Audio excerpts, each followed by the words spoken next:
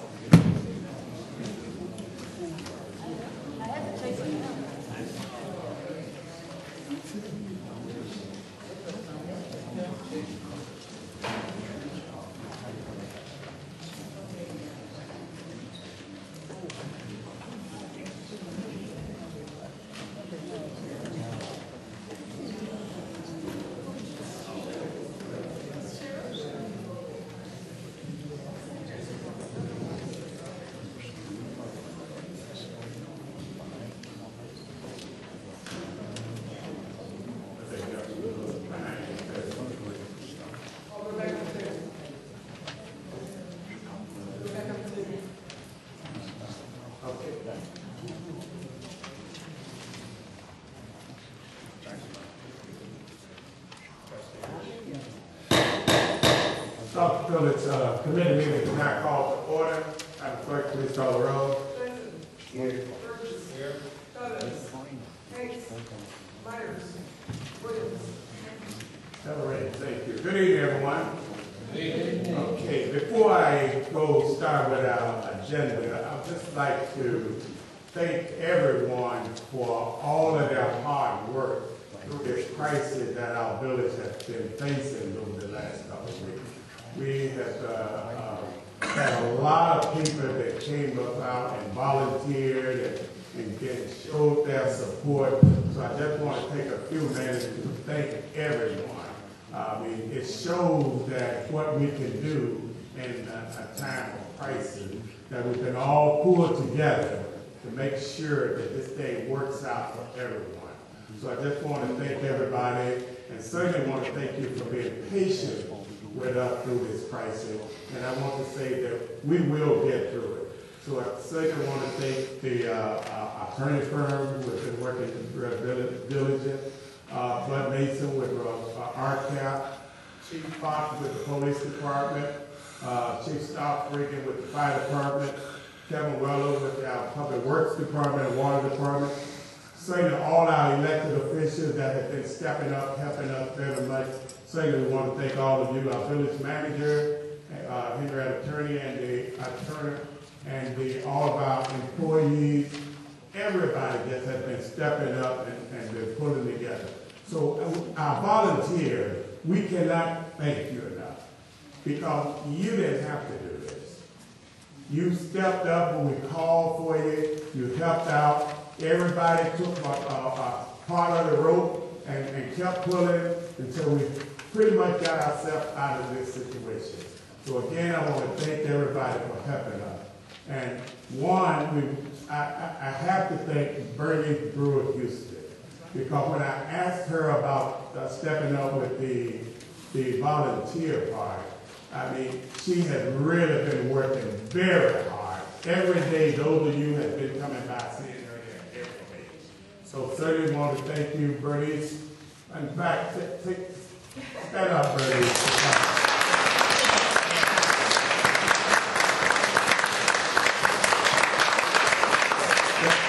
Thank you very much for what you've done with this volunteer and making sure that we had people there when we need them.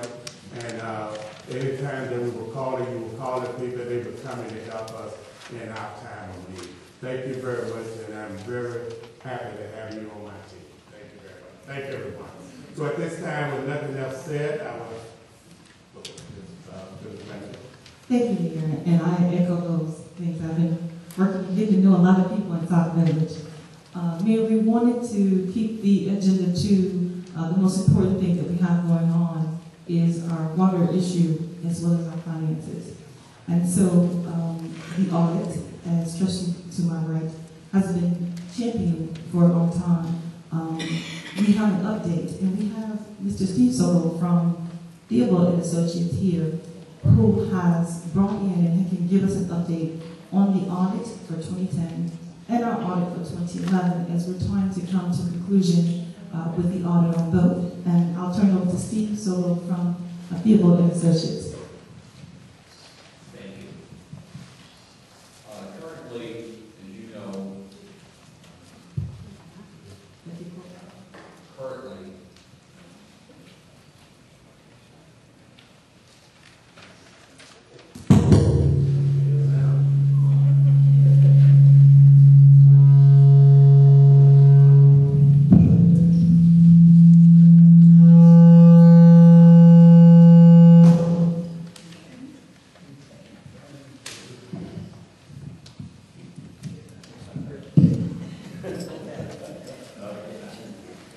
currently, as you know, the village has not yet issued the audit for fiscal 2010. That audit will be ending for the period ending October 30th, 2010. The auditors in Blackberry and Poland have spent a lot of time. Currently, one of the major discrepancies was a different accounting system at one time. The system was converting the accounts payable and the general ledger system that the auditors were working with is not balanced with the village. I did come in and I spent the last week and a half in the village, and in my review of the audit, I recognized a number of problems, which I'm going to recommend that the village manager recommend some of the latter today. One of those items are the cross charges from the general fund to the water fund. Every year, you know, everybody in the village calls this some work for the water fund.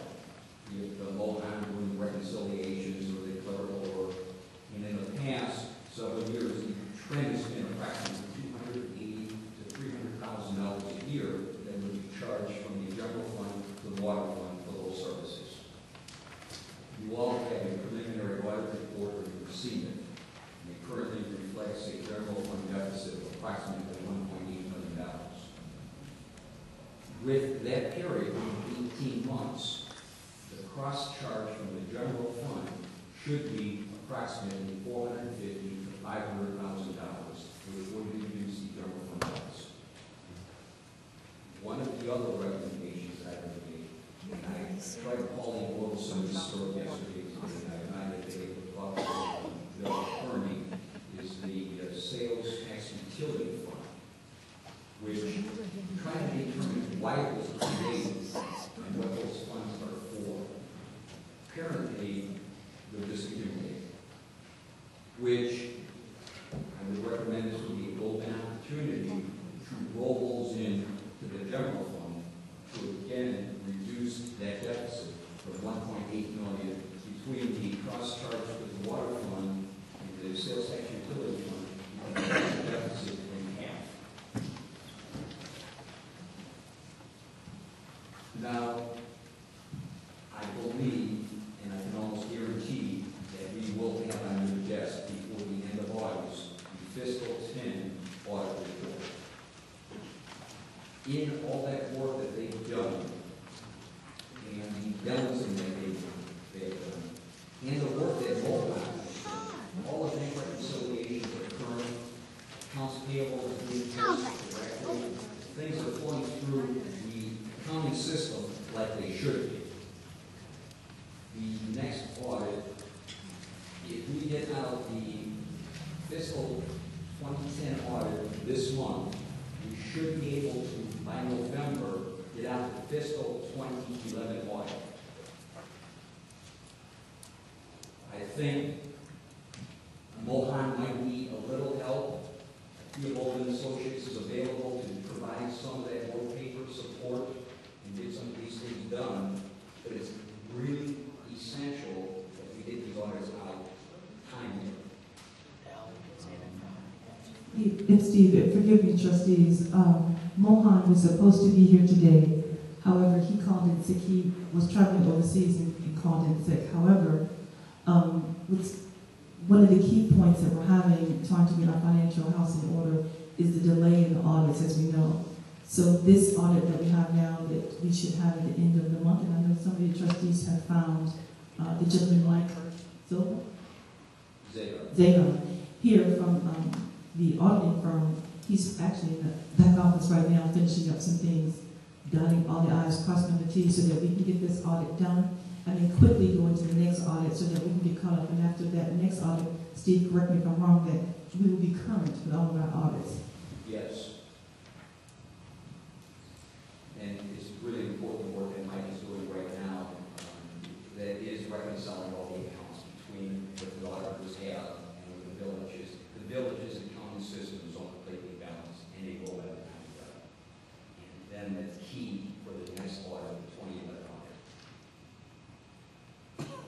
Can I move on a second here? Yeah, you touched on the fund transfers that was on the, and you said historically we've done it. We looked at the books for the last 3 years. Historically, that has happened, correct? That is a standard entry that all villages do.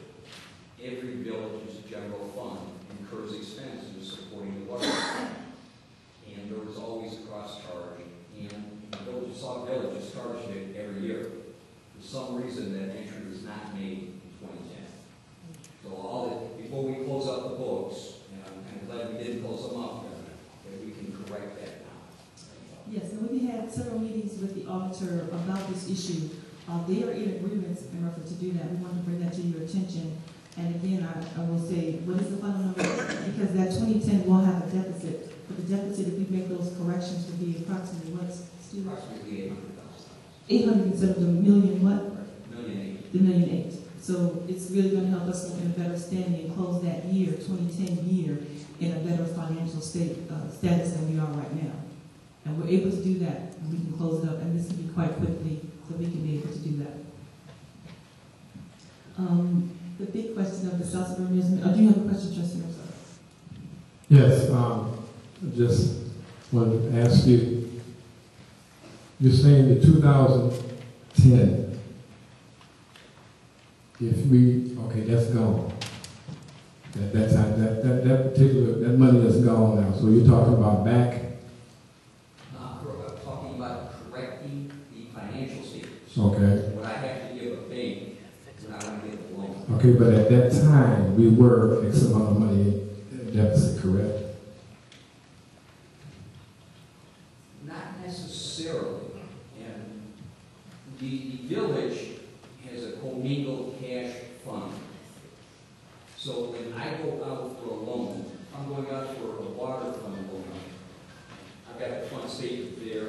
I've got revenues that can be created to cover a loan. The general fund at this one time, there really aren't any additional funds to cover that loan. So this is strictly a bookkeeping entry. No more dollars coming into the village, no less dollars. That's what I was trying to get. That's exactly what I was trying to get you to say. That's just a bookkeeping aspect. Exactly. The money was, at that time, the deficit is what the deficit was at that time, correct? Yes. Okay, that's why, because I'm getting a little misled that we're going to, all of a sudden, we found some money, we're going to insert it, and then that's going to make it a little different at that time. It will make it different in that the general fund is one of the key funds that a village has. And it's capped in the amount of revenues it can bring in. The water fund, on the other hand, can adjust its billing rate to bring in more funds to cover a deficit. So a larger deficit in the water fund is easier to fix and recover in the future than building a large deficit in general. And that's in the future, but I'm just looking at the way you stated it. It was as if we went back to go and we found some money, so now we're changing the bottom line at that time. Trustee Burgess, I you correct me if I was wrong stating. Okay. If I were to add up all the fund balances for fiscal 2010, those equal the same amount. Okay, that's what I was trying to understand. Okay, all right. So, Mayor, we have addressed the fund transfers. Now, South Suburban Mayors and Managers loan application, which is key for our audit. I'll let Steve, he's been working with us and filling out the application. I know the clerk, he asked you some questions as well, and I can see information for this application for South Suburban Mayors and Managers, and I'll let him speak to that.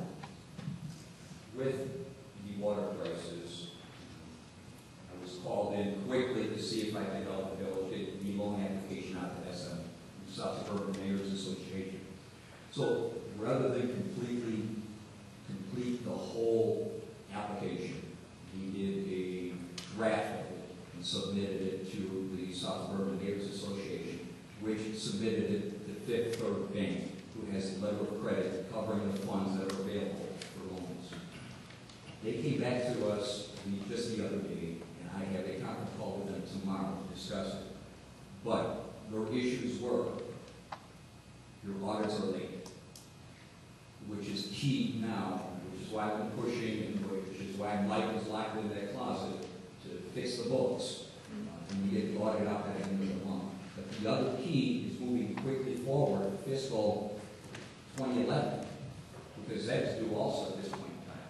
We can't delay, we've got to get that audit out, then we can go to the bank and be current with our financial statements. The other problem, which is why what I talked about earlier was so important, was they saw that $1.8 million loss in the general fund. And they had major concerns with that because it is in fact capped. So the ability to move it to the water fund benefits us dramatically going forward and trying to get some additional cash into the village. The third problem they had, and I think the village manager has addressed this, was that we are a non-home rural community, and they had some concerns about our ability to generate revenues there. And the fourth is they need to see where the funds will come to pay the loan. Now, if it's a water revenue loan, obviously the money, the funds would have to come from a rate increase. But once we start the ball rolling, get our audit out, get the general fund corrected, and then the village can address the rate issue. And those are three of the key factors in holding us back from getting an immediate loan. I have another question. Basically, what you're saying, because you went all around about it, they refuse us right now, correct? That's correct. But Okay. I do have a conference call with them tomorrow, and today I have made phone calls to several other banks. I've been playing chief financial officer of companies in the Chicago area for many years.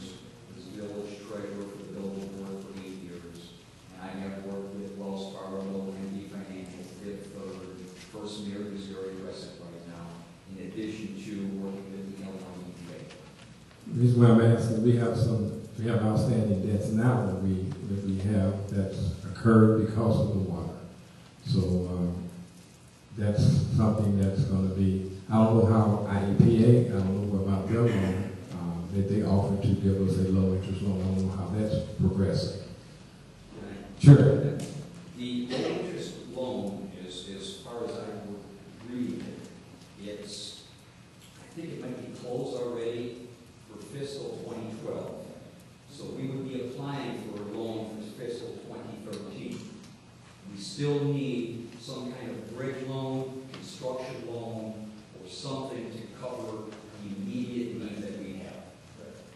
And we'll talk about it later, but I do think some type of construction loan where the bank is actually holding the funds and draws are submitted to the bank on a monthly basis is the way I'm looking at this as something that could accomplish our short-term need.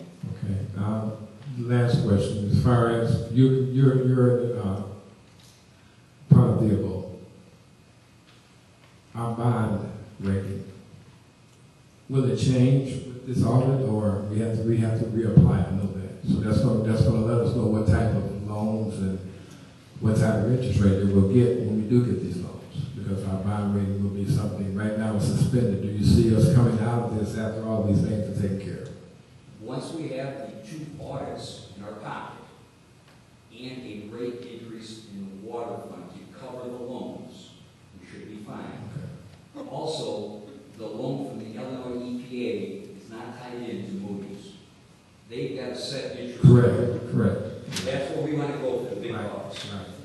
Right. And that's looking for something in the short and medium term to take care of the things that we have day-to-day, which the airstrip and things like that we have to pay for.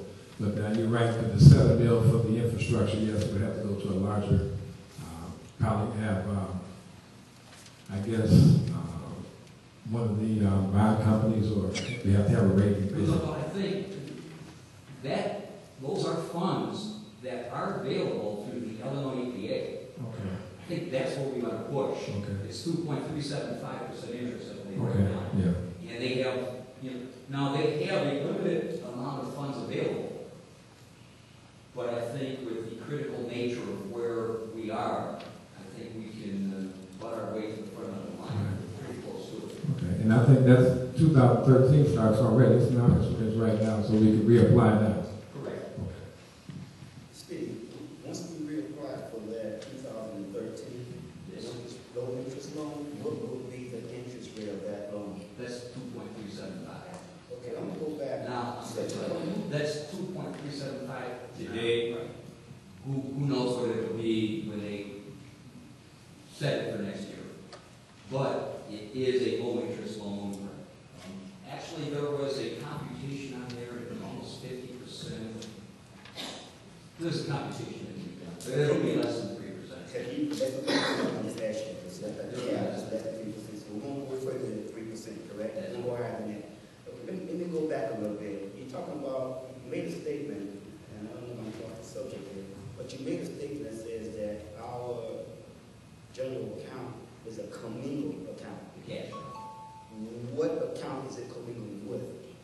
Well, there are various bank accounts for various funds. So rather than create a bank account for every fund, you might have one bank account, payroll, accounts receivable, so the tax dollars are rolling into it, and then Mohan has to allocate it to the various funds. Okay. So And, sorry, that was a problem in fiscal 2010. Mohan done a good job. His work papers are in good order. We can take a look at that and know where the dollars are. So in 2010, that was, you said there was a problem because of the way that the cash flow was being handled. The way the reconciliation was being handled. Okay, fine. Now, what was the deficit at that time in 2010? We had a deficit. 2010 is the one still talking about. Right. That's 1.8 million 1.8 million. for the general fund. Okay. Now, you said you state that we need to move quickly to bring that 2010 audit to the table. If we move quickly to do that, what will be the ratio of mistakes that could be made on moving quickly? Because we don't want to make no mistakes. We want those books to reconcile completely and correctly. We're in August 2012. I don't think we got to worry about moving too quick. Yeah. Still want to make no mistakes. Yeah. No, well, the auditors have been done. I basically reopened the door and said, this isn't correct. And they're not mistakes. They're just entries that were not made. Now, some villages might not charge a water fund, but every village that I've ever been associated with does. And so, in reference to the IEPA loan trustees in there, I just had a conversation before this meeting with Marsha from the IEPA, and they are anticipating, and I know you received an email from Jim Zarnick on moving positively in that direction, that we're putting everything together, asking them so that we can do that and go forward. And you can imagine the help that Steve has given us for the South Bend Mayor as a manager, hopefully bridge loan or another company to give us a bridge loan, that he's going to be definitely an integral part in putting together this IEPA loan, which I believe is somewhere between $7 and $7.5 million. That's what we asked for the first time. So we want to make sure that we have all of our ducks in a row, and we're asking for the proper thing. And as soon as we have a draft, I will share it with everyone on the board as we go forward. But we still have some preliminary meetings with the engineer, AMAC, is that right, Kevin?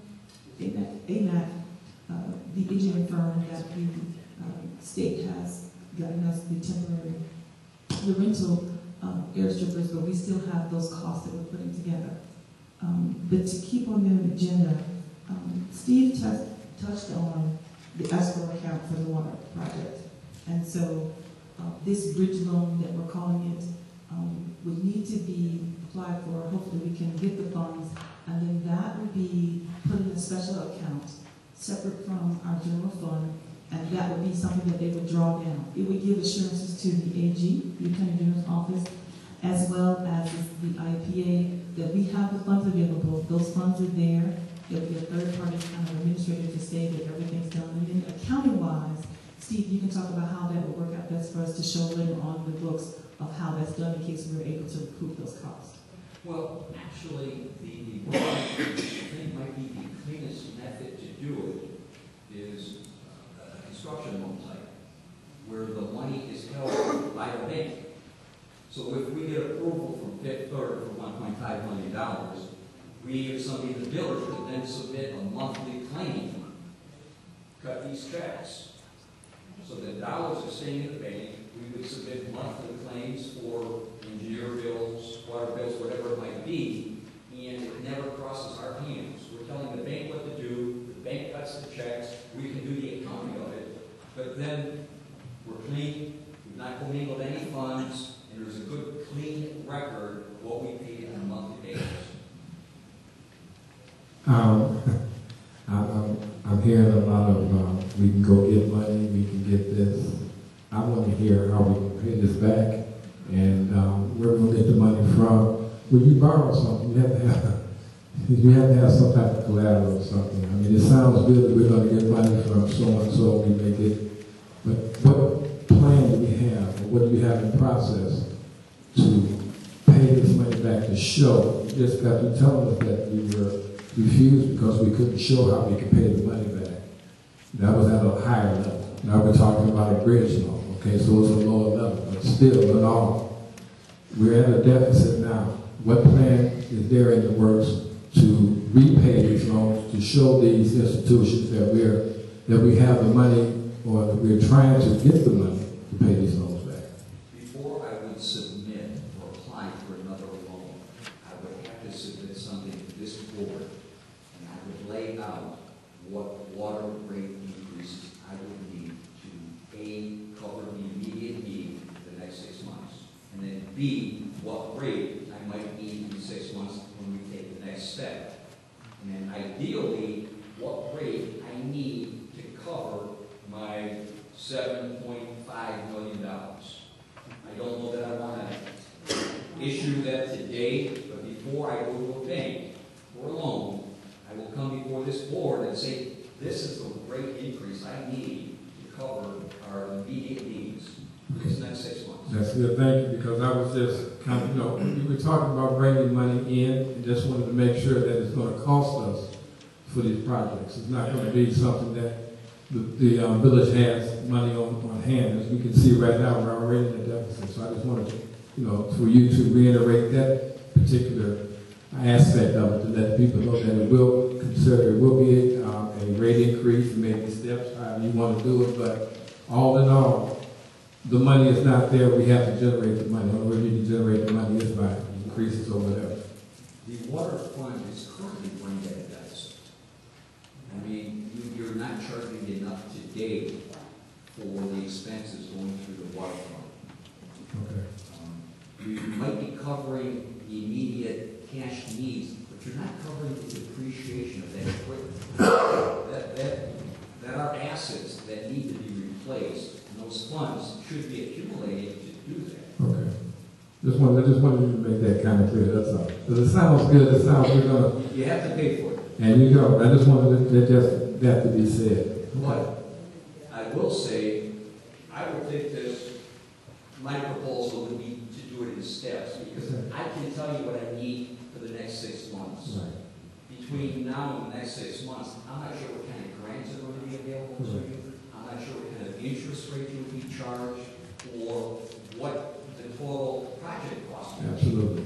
Absolutely. And at that point in time, then I would come before the board, or whoever should come before the board, and lay it out and say, this is what we need. Right. Different phases. Yes. Different phases. Okay. Thank you. Thank you, Trustee. Which talks about our water rate analysis.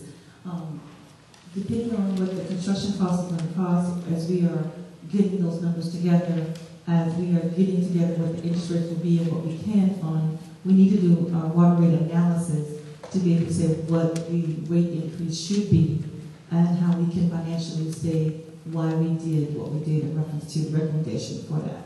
So Steve still needs a little more time, and I know Bud's going to touch on that a little bit later.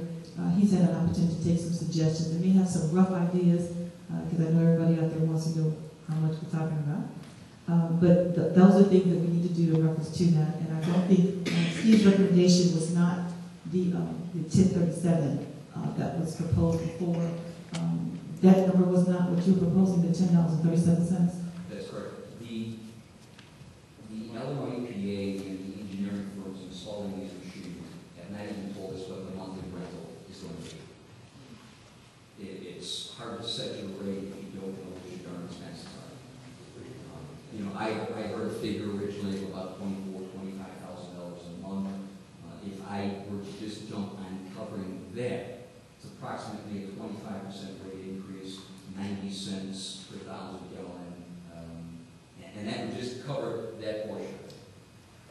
But I'm unaware of what the total cost of it is. I would hope by next Tuesday we'll be able to gather some additional information. Yes, we met with Baxter and Woodman and AMAC, and they're coming back with some numbers of what we need to have going forward.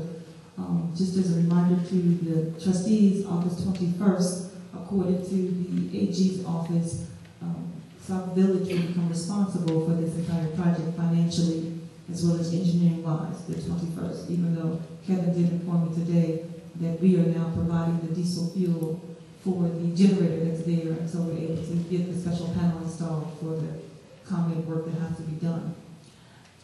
So those expenses we're trying to put together, and that will help us come up with what the new water rate should be. We talked about the escrow or the construction loan, and of course, the financial consultant I was speaking of is Don Theobald Associates. Mohan does a great job as a financial director, and I depend on him very heavily. However, we have some special circumstances that we need to get through, and we need to apply for at least $1 million to $1.5 million for our construction loan to do these numbers and projections, and to apply for this $7.5 million loan IPA. We need specialists as Steve and Don Theobald and Associates to help us to do so. So I'm asking that we are able to provide them with the retainer that they did request, and I sent out to you. I passed out to you tonight a summary of what they propose to do. You have used them before.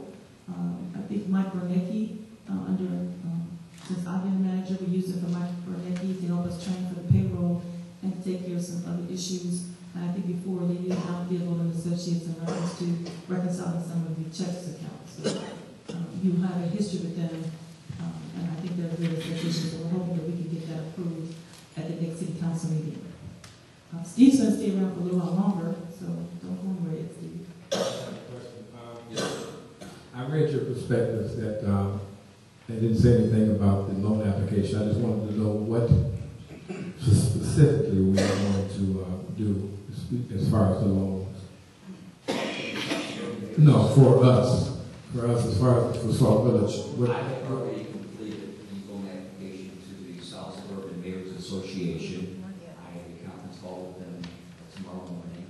I was on the phone today with the first Mayor MD Financial in Wells Fargo. I have acquired loans for the corporations I worked for in the past. I've also acquired loans for the village that I worked for in the past. So I've already pursued that and had phone calls, and we'll be meeting. So you'll assuming that I'm approved as a consultant. So you'll be applying for loans. Also, will you be Leading all the applications, pulling together the audit, meeting with whatever bankers, financial people that need to be met. now? What about grants? Are you going to apply for any grants? I think that should go to managers. Okay, I just wanted to know what your scope was. I love working with bankers, and they don't give anything away. All right. We on leave? And one of the things that Steve's bringing to the table, and having working so close with our audit, that as a CPA that he is, he can attest to our financial status. He can attest to the financial record that we have, and to answer any of those financial questions that have come up. which is very, very important as we go forward to borrow this type of money. Mayor, if we can move on to, I'm sorry, do trustees have any other questions? Steve? I have a question. I'm kind of it's a scary situation here. Steve made a statement. He said we do not have the amount of numbers that IEPA wants to charge us for those strip vegetable machines. Why don't we? Our attorney has been meeting. The village attorney has been meeting with IEPA, and they have not given us any numbers. I want to know why we don't have no numbers so the citizens can know what they're about to be taxed on. If they're going to be charging us an astronomical amount of money, we need to know that now. Why don't we know that? Trustee, I can't tell you why we don't know it. I know that the village clerk sat in on the last conference call that we had with the IEPA to talk about the numbers, and at that time, August 21st, when I met with them on Monday, they said they were calculating the cost, they would let me know about the cost, but they're being very close to the rest of what it's going to cost. One of the things they determined is that they don't know how much they got to carve out that the state's going to have to pay for. One of the things that came up was the site preparation work. So that's not something that the state's going to pass on to us. It's something that the state's going to keep. And then probably later on, I do want this to be heard. The state may come back and ask us for that money back, or a portion of that money back. But what they're trying to do now is to carve up this contract. And they did it very hastily, to carve up this contract and say, this is what the state's going to hold on. They may come back to Sauk Village later on, and this is what they're going to charge the state. Like I said, even as of today, the state, maybe because they had to work so hastily, and it was an emergency. I mean, I don't want anyone to think that we're not appreciative, but they didn't know that they didn't have power to this wonderful machine that they now are running on. A generator that's running 24 hours a day, 7 days a week, and that they had to have someone to fuel it. That have just passed that on to us to say, no, you feel it. We have to feel this thing until we're able to get the power there. So I don't know what the cost is. We have asked, and we're asking on a daily basis, what is the cost so that we can sit down and write our financial plan. So we're just, having our plan, doing our structure. If this, then it costs that. If that, then it costs it. So we don't have the answers. I wish I did, but I don't have them. Any other questions? Okay, the next item is our water project update and recap. As you all remember, we've signed an agreement with them, and we have our beloved representative, Bud Mason, who's been here. Actually, he came in last. I'm sorry. Oh, I'm sorry, trustee. Thank you. I'm sorry. Steve, the next budget cycle for fiscal 2013. Thank you, trustee. Steve made a recommendation, and I shared that email with you all, and he has done some research, and we may have to look at things a little differently. And I think Trustee Williams, this was one of your concerns about Mr. Mohan, and he has a recommendation for you, Steve. Originally, you received my memo recommending the 18-month reporting period, which would give us in line with the other villages with the fiscal year end April 30th, and also give us in line with the pension funds. Currently, the village is in October, year end, and these pension funds are April. My recommendation was to time out together. My recommendation also was to take fiscal 2011, which we've not issued the audit yet, and make it 18 months. The village attorney informed me we can't change the year end after the fact. Apparently, the financial audits are due 6 months after your year end, and therefore, if you could just change your year end whenever you want it, you might never be late with your audits. So I can actually see the logic there. So based upon that, have to withdraw my recommendation of 18 months, but I would still recommend that we synchronize the year end of the pension funds and the village, along with most of the other municipalities that you might like to benchmark in the future.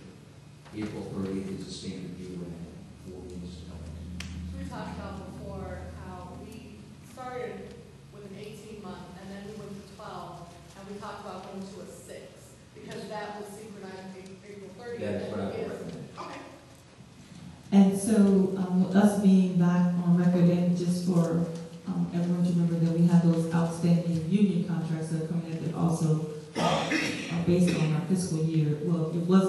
year of May 1. So that start date will help us restart that. And so Steve has, we looked at that again, and the recommendation now is 6 months. That might also depend upon how long it takes to get the Illinois EPA rules. We might be able to generate another set of audited financial statements before we're done and really current. I mean, we're thinking we're going to be current by issuing these current audits 4 or 5 months after the fact. It's really not as current as you'd like to be. The actual field work of those auditors should only be 3 weeks long. They then should be able to go into their offices and 2 weeks later create a final audit results. So after we close fiscal 2010, I'm quite comfortable that we will be moving back to. And McLeod has done the audit before, and they've done it in a 3-week audit period, not 3 months. Thank you, Trustee, again. As I was saying, recap Illinois' Rural Community Assistance Program Technical Assistance Work Plan. We have Bud Mason, who actually has been here all day, literally all day, meeting with staff and things such as that. And we have some things that Bud can bring us up to speed. And Mayor, if I could let Bud, I think he has a demonstration he wants to give to us. Thank you, Henrietta. Mayor, I'll grab the mic once I get it.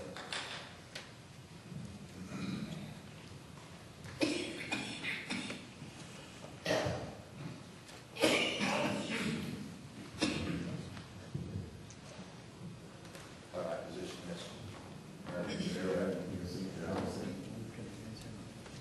Trustee Benson, is this okay?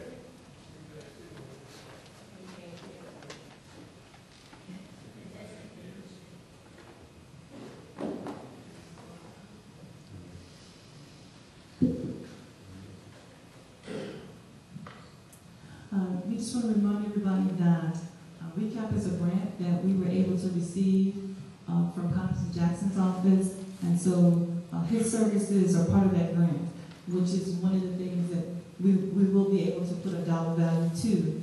But he's coming out here to the community. I think we'll see him every Tuesday as part of that grant, and so we're hoping to get other grants to help us not only pay for the planning, but also pay for the actual infrastructure itself.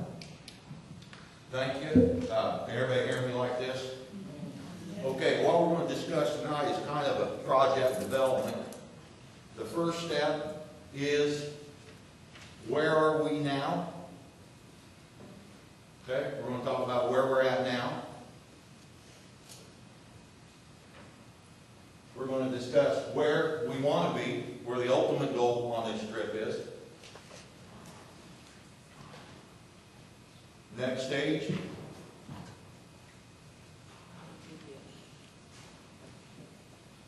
How are we going to get there? And last but not least,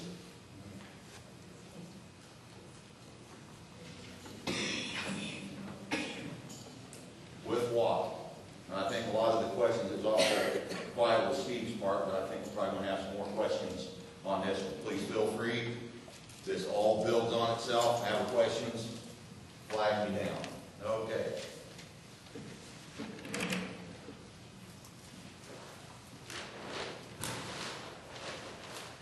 Where are we at now?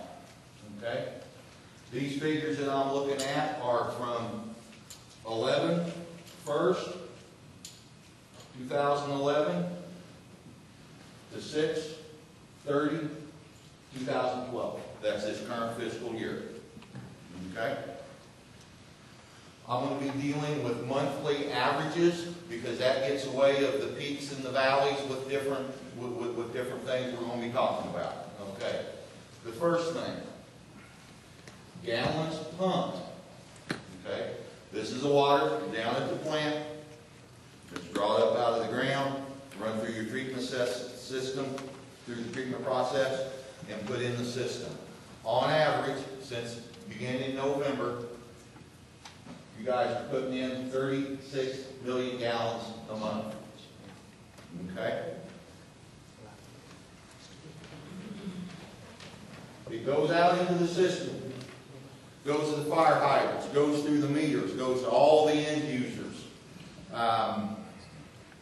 It leaks. It's whatever the use is. Okay? how you guys bill, the two separates, but ultimately you take the meter readings and then you bill your customers. You're putting 36 in on average.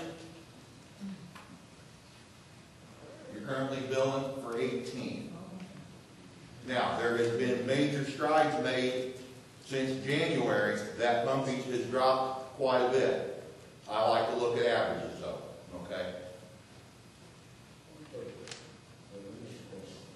You say we put through the system 36, You're putting 36 in. and we only billing for 18. You're billing for 18. The other 18, are we losing through leakage or what? Through leakage, through improper meters, through non-accountability. So improper meters can also cause a homeowner a higher water bill, possibly. Is that correct? Yes. And it can also cause them to have a lower water bill. Okay. Now, when a citizen calls in for an astronomical water bill, we should actually look at that meter Yes. and determine if that meter is the cause of it. Yep. Okay. Yep. What percentage of that is residential? So we're billing. We lose 18 million on average. Okay. The cost on average from November 1st to June 30th. An average monthly cost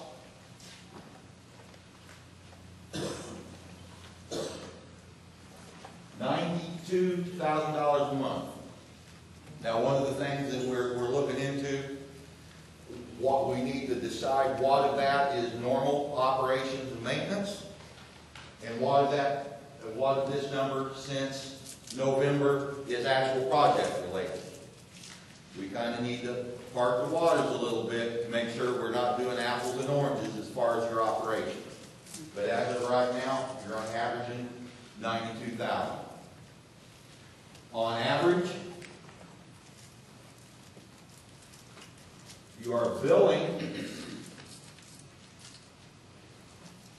sure I'm right here, you are billing 65,000 gallons, or $65,000 a month. What percentage of the unit is Okay? residential?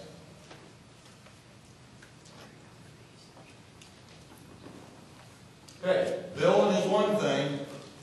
What are you taking to the bank? On average, $62,500. You're running about a 96% collection rate. Should be about 102 in a perfect world. And I understand there's incidences where you do make exceptions and stuff, but what you bill, what you're collecting. That's definitely a concern.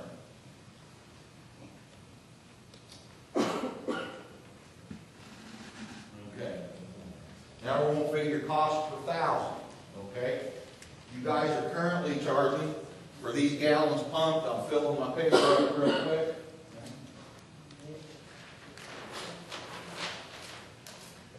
Your current charge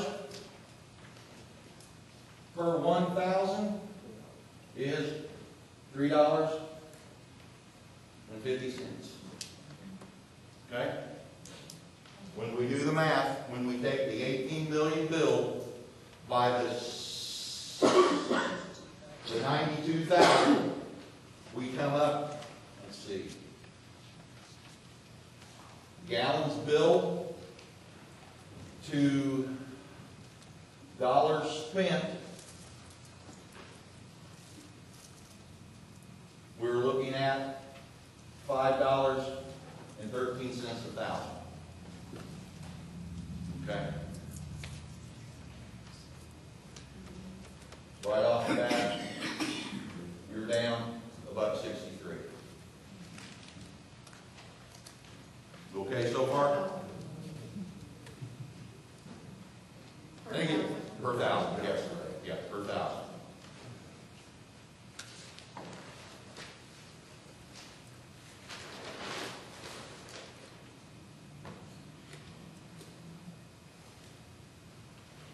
Where are we going? I think think the voters spoke last March. What percentage? Lake Michigan water. That's where this trip, that's where we're going. We're planning I won't say a family vacation, but we're planning the trip here. Okay? That's our goal. We go back, what we say we were putting in the system on average, 36 million, or 36,000 1,000 gallons. Okay?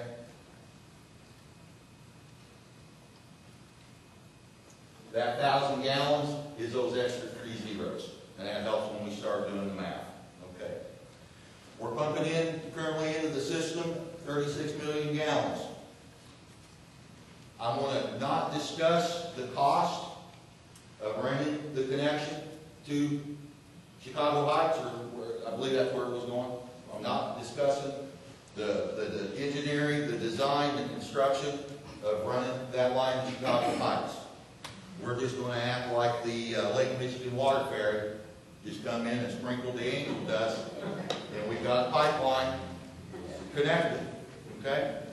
At Chicago Heights, they're going to have something on there called a water meter. Now, I don't like calling it a water meter. I like calling them cash registers, okay? Chicago Heights, you guys have your own cash registers out there. They're going to have one at the edge of town, okay? Looking through Jim's engineering study, he had a range of estimates of what the neighboring communities were going to charge you. And I don't know if this is a Chicago Heights one, or even if it would be the final negotiated one, but I found a price of, the lowest one was $3.56 a thousand. Okay? The highest one, do I have it wrote down here? The highest one that I seen in that engineering report was $6.49 a thousand. Okay. What we're going to be discussing here and where this train is headed, full cost pricing, sustainability. Okay. I will question, and again, I'm not, Steve, you got more experience in that being a city treasurer, but when I see a community charging low rates at $3.56, I'm not poo-pooing it, that's good, but I have to wonder, is that really what it's costing them? That may be what they're charging us, but have they really had to put pen to paper like Sauk Village is going to have to? Okay, but we'll take it. We can get her for $3.56 a thousand. We're putting 36,000 1,000 gallon units into that. We do the math, and I round it up. We're connected to Chicago Heights. We've not paid, that magical line has been put in. A monthly water bill, $130,000 at your current pumpage. What we say you were billing, what we say you're collecting, $62.5. You'd have to do double what your current, as your system stands right now. You'd have to double your rates just to pay that water bill. And on top of that, you still have employees. You have a distribution system to maintain. True, you won't have a plant. You'll save on chemicals, and you'll save on electricity. But that's about all you're really going to save, because there's a lot of fixed costs that are built in. So, but ultimately, this is where we want to get. Now, I've done some calculations, and I think where we need to be from this 36 purchasing water, we need to get down to about 19,000, 1,000 units, or 19 million gallons a month, on average, with your current system. You do that at the 356, you're looking at a $68,000 a month water bill. That's a lot more palatable. So again, this is where we're wanting to go. We want to be buying the minimal amount of water as we can to keep that price down. Because if you are paying this for that, on top of that, you're going to have to come up with more money to do with the next section of how we get there. You're suggesting cutting water from 36,000 to 19,000. 36 million to 19 million. Right, well, 36,000 what? Yeah, on average. Right. How do you propose that we do that? I know that you said that we're gonna cut that, because that's a big gap. Yep. And infrastructure is not gonna cover it. First off, you never eliminate water loss. You never do. AWWA recognizes, I cannot give you the percentage, but when you hook up a new water main, you have to pressurize it, have to do a pressure test. Pump it up, you read the air gauge, you're allowed to lose a certain poundage of air. So that is a monster. Now, if we can figure out how to eliminate all water loss, oh, we can write a check wherever we want, because we'll sell that secret to all the other communities. That is 50,000 for 4 hours. Pardon? 150,000 for 4 hours. Okay. How we're going to get there? Been spending some time up here poking around, looking, asking questions, listening. And we really got about 3 distinct different projects up here. We call it Project A1. That's your emergency air strippers. Okay? My original intent coming up here was to do this with a little more time to help educate, communicate, and make you guys reach the decision. That luxury was taken away from us 2 or 3 weeks ago. Okay. Step 1, emergency air strippers. You all didn't go by the plant. You've seen them down there working. When I heard yesterday they were running a generator, all I could picture of was a big cat going, "Arr!" I was surprised they found such a quiet. A2.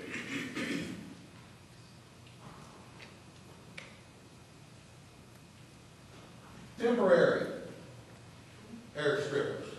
Okay? We're going to have, and that's the current project that was talked about the last meeting. These emergency ones are going to be your responsibility as of the 21st.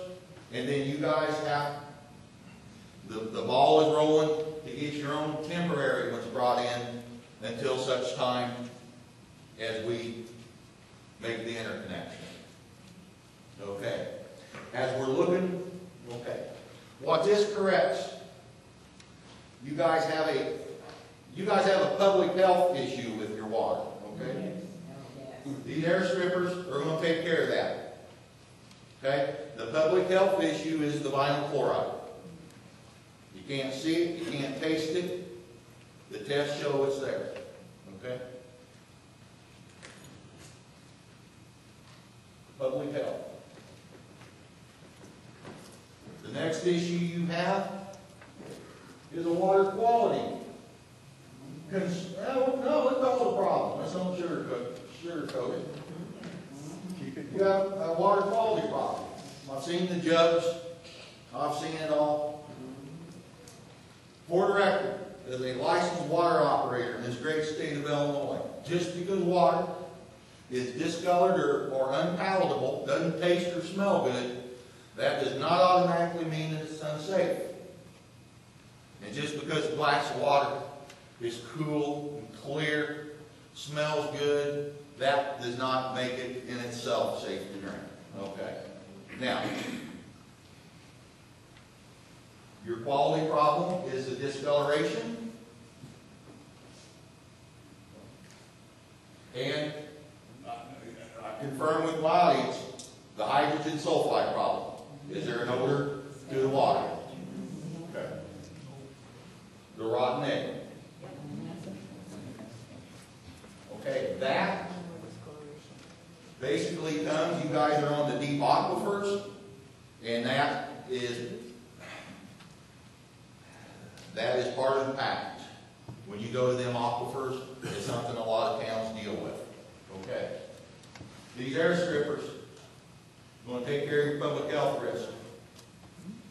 They should also, through the aeration process, be dispersing that hydrogen sulfide smell. Okay, so that's two of them. Your other problem is the discoloration. Why we're looking at changing some things down at the plant? I make some, as a water operator, I always thought it was my duty to tweak everything, make that piece of equipment last as long as it can. It helps save the money. Maybe if we just, like the mine, just hang up that little jiggle the switch. Down here on your backwash system, you've got a roto valve, they call it. It's part of the backwash system. They've been nursing it. They don't need to be nursing it. It needs to be replaced. Okay? Why we're doing this with the emergency air strippers, I think there's some things down there at the plant, and that roto valve is number one that can be done. It's going to help with this discoloration until we get to here. Okay? I mean, if it's a reasonable, quick fix, we should go ahead and do it. I worked in a community that had a high discoloration problem. Old timer come out, he said, "Son, I want to thank you for this water supply."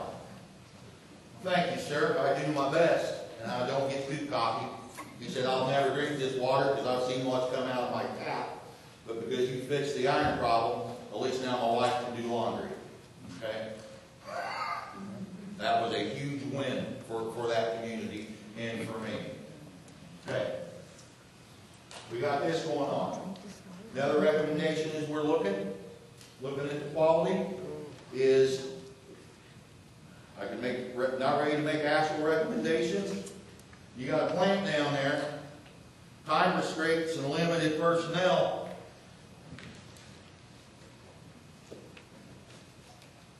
Write the numbers down. You got to get going. She needs some attention. That plant shouldn't just be, Kevin, I'm not. You need somebody with dedicated time to get down to that plant and make it work for you. Not just letting it go. There's some process things. They're doing the minimum. You know, they're getting the job done. You're getting your bacteriological samples back. You know, again, the only issue is the discoloration, and you know, as far as the EPA, is this vinyl chloride. More than that needs done, and to do that takes time and bodies. Okay, so I think some staffing things need to also be looked at as we're looking at rates and that sort of thing. Make that plant work for you. Not just your plant, make your system work for you. Next issue, health, quality. Next issue, I'm going to go ahead and throw it on the table. Quantity. At some point, you're getting air strippers on 1 and 2. Between now and getting to Lake Michigan, I guess maybe I didn't put that on there. By the time we get to Lake Michigan, I guess I'm trying to scare us or something. no, I'm just telling the facts as I see them, sir. All you're doing is selling Lake Michigan water. That's what you're doing, right?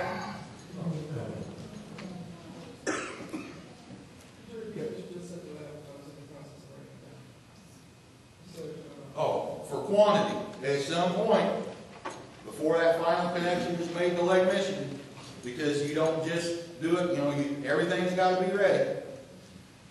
Possibility that you may have to be thinking about putting an air stripper on well 3 if you do not have, if wells 1 and 2 cannot meet your quantity. I'm not saying we run out there and do it. It's my job to put it out on your guys' radar. Way out there on the radar, you need to have it in mind that if it comes up to a quantity issue, that you may have to face this. Okay. Public health, quality. Right now, quantity, but quantity could be a concern. I hope not. You asked about water loss. We've discussed the plant. Now let's talk about that water system. That water system is made up of mains, hydrants, towers and tanks, and meat cash registers. That's what she's made out of. When I drive by through town, see a leak out on the highway, all I can remember is if we were hooked to Chicago lights, cha-ching, cha-ching, cha-ching. I guarantee you one thing about a piece of pipe, it's going to leak. We need to go in, make sure, do a leak detection audit, one of my recommendations, to go around and see if we can catch some big ones. Your guys have caught some big ones from looking at your pumpage. Is there any other big ones that are out there? Let's address the fire hydrants as I drive through this fine village.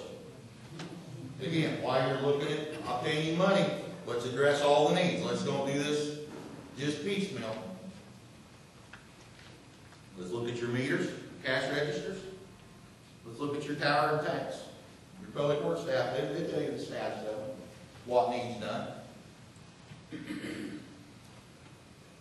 As we address these issues, I'm going to go back to the quality. Once if some changes with these air strippers and with the back roto valve, if those changes are made, then I'm going to recommend we get an expenditure of a brand new, pristine, white 5-gallon bucket. We get a map. We walk out the water plant door where the main line goes. First fire hydrant is over here. We're going to go over that fire hydrant. We're going to turn that baby on, and we're going to flush it till it runs clean. Maybe 1 minute, maybe 1 hour, maybe 1 day. No, still a little discolored. We run her for 5 minutes, she cleans up. We go down to the next one. Carrying that clean water with us as we go to the far end of the system. That's going to cost, it's going to be water production. But again, before we get hooked to Lake Michigan, she needs a good thorough flush. I'm not saying the public works staff is not flushing. Once this is up, once sure we're getting good quality with the hydrogen sulfide-free water, let's pull that water with us. Okay. John Q. Public, you guys have did this and the water still smells. Still have a problem. You go out, customer service call. Let's pull the meter, let's flush the service line. A lot of times through the years, this sediment, this debris will build up in the service line, will actually build up in the meter. You're doing a service call where you got to pull the meter. If you're in doubt that that meter needs changed, that's a good time to put in a brand new cash register. Accurate billing. I work in a community, 10,000 people. Our job was to, with my company, I work for a private company, this community had lost control of their water system. They hired us to come in and take care of it. Not our captain, another organization. It came down to the water loss. We fixed the leaks. We replaced mains. Everything we're getting ready to talk about. It came down to having good, accurate meters. So, anyhow, we've got good water. We're flushing service lines. We're putting meters in. Let's see what else we got. Just put together a good, solid operations plan. Again, we need to look at staffing. We need to look at everything to make sure your guys' investment, that Steve's looking at, or the village, not Steve, the village is looking at getting, to make sure your investment is protected. Okay? B was the distribution system. C then will be to hook up to Lake Michigan. We've done A, them air strippers so we can limit. Not necessarily our choice, but we got to live with that. We've got the water system down. We brought her down from the 36. Maybe we won't hit that 19 on average, but we got that water loss as far as we can go. We've got the front end, we've got the pipe run. At that point, then we're ready to make that interconnect and start having Lake Michigan water coming down.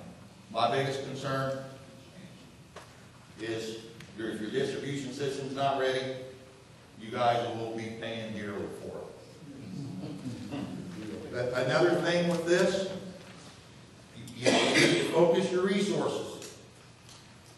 I wish I could say you guys had unlimited resources that you don't. A, B, C. My recommendation is to focus your time and trouble and your money, your resources, through those steps. Let's don't be getting the cart too far in front of the horse. A lot of expenses out there we don't know about. What are the mare strippers going to cost? What's the operation? Let's control what money is going out. If it's for something later on down the line, I think those resources could be better. Just not quite ready for that stage yet. Now, with water.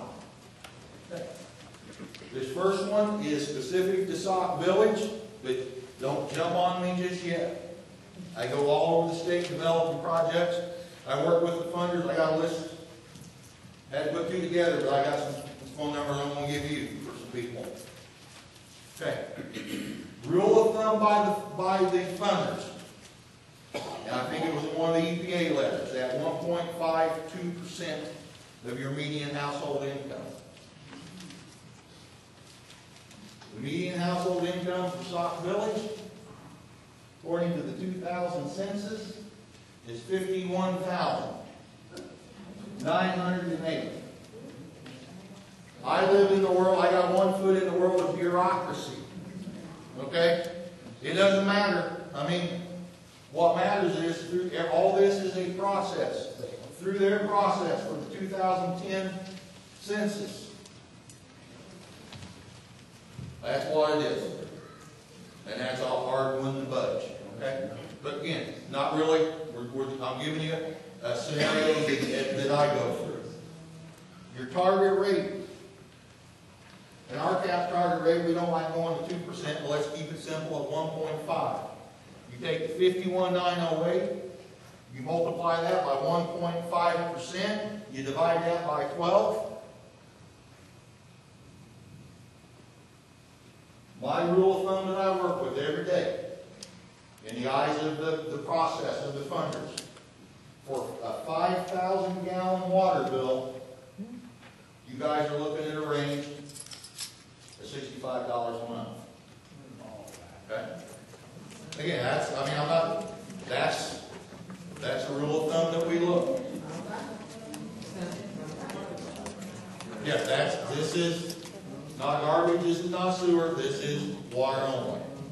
Okay, then you start factoring in local, let's use some common sense, okay? That's something that a lot of these processes are lacking. I crunched some, let's see.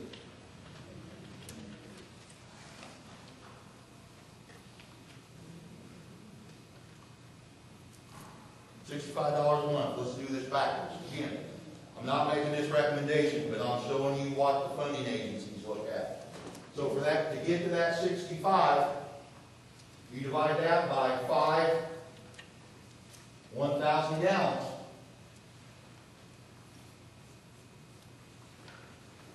That equals $13 a thousand. That is, ain't gonna fly. Again, that's the process. I speak the funders' language. That's what they look at. Okay? Now let's do some other facts.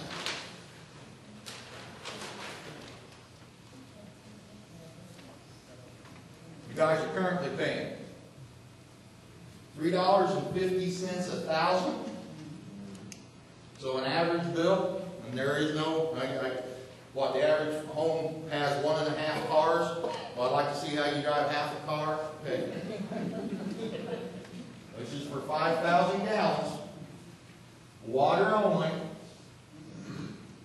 $17.50 a month.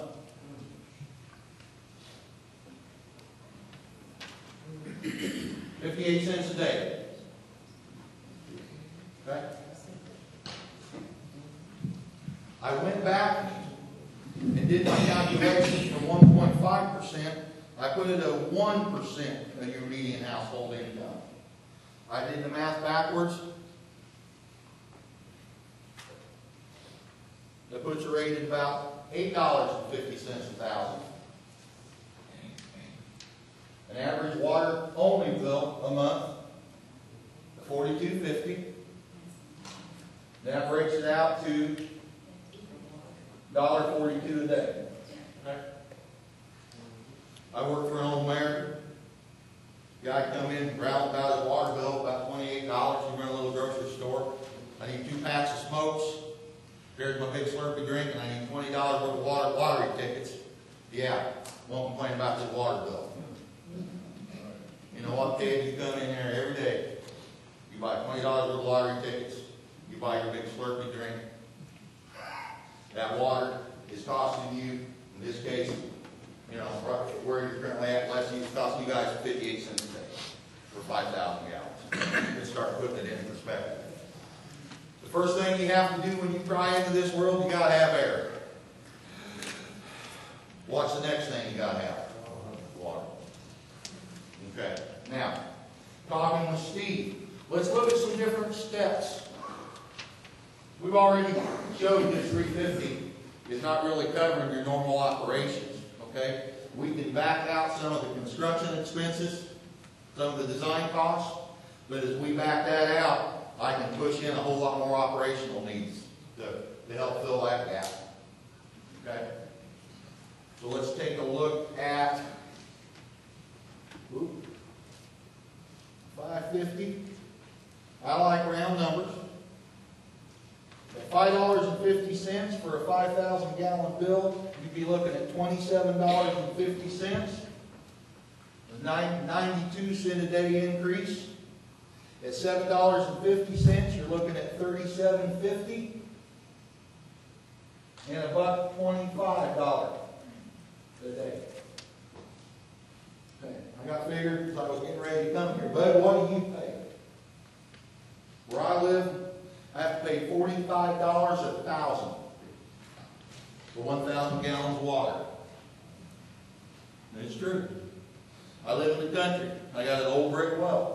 I choose to live in the country. I got an old brick well. I have to supplement that well by driving to the local water salesman, putting them quarters in, driving it home.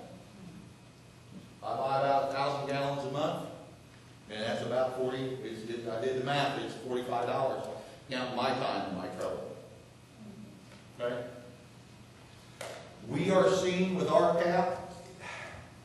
Everybody wants to compare. What's my neighbor paying?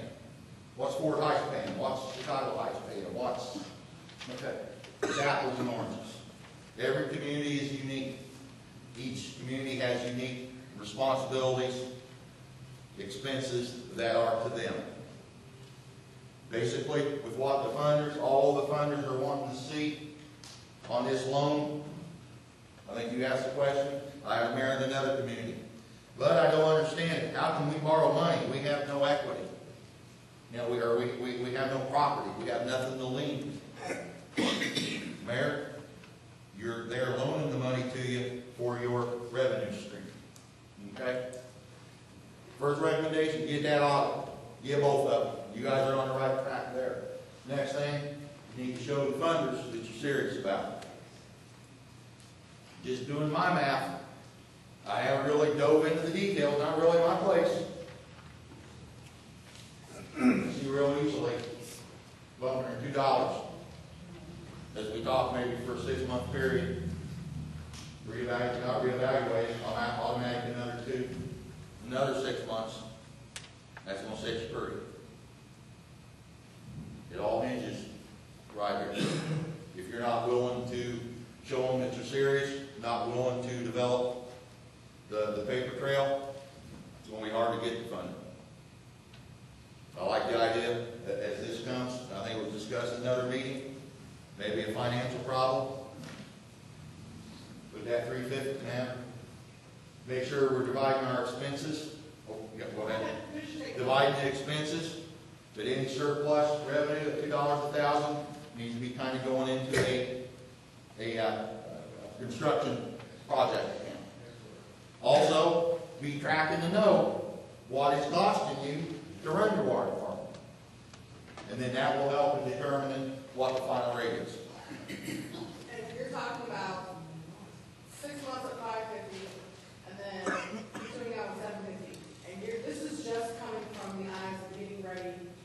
these projects. Have an idea, For water. kind of seeing what's coming down the road. And this is not taking into consideration any of the infrastructure. No, that's getting good.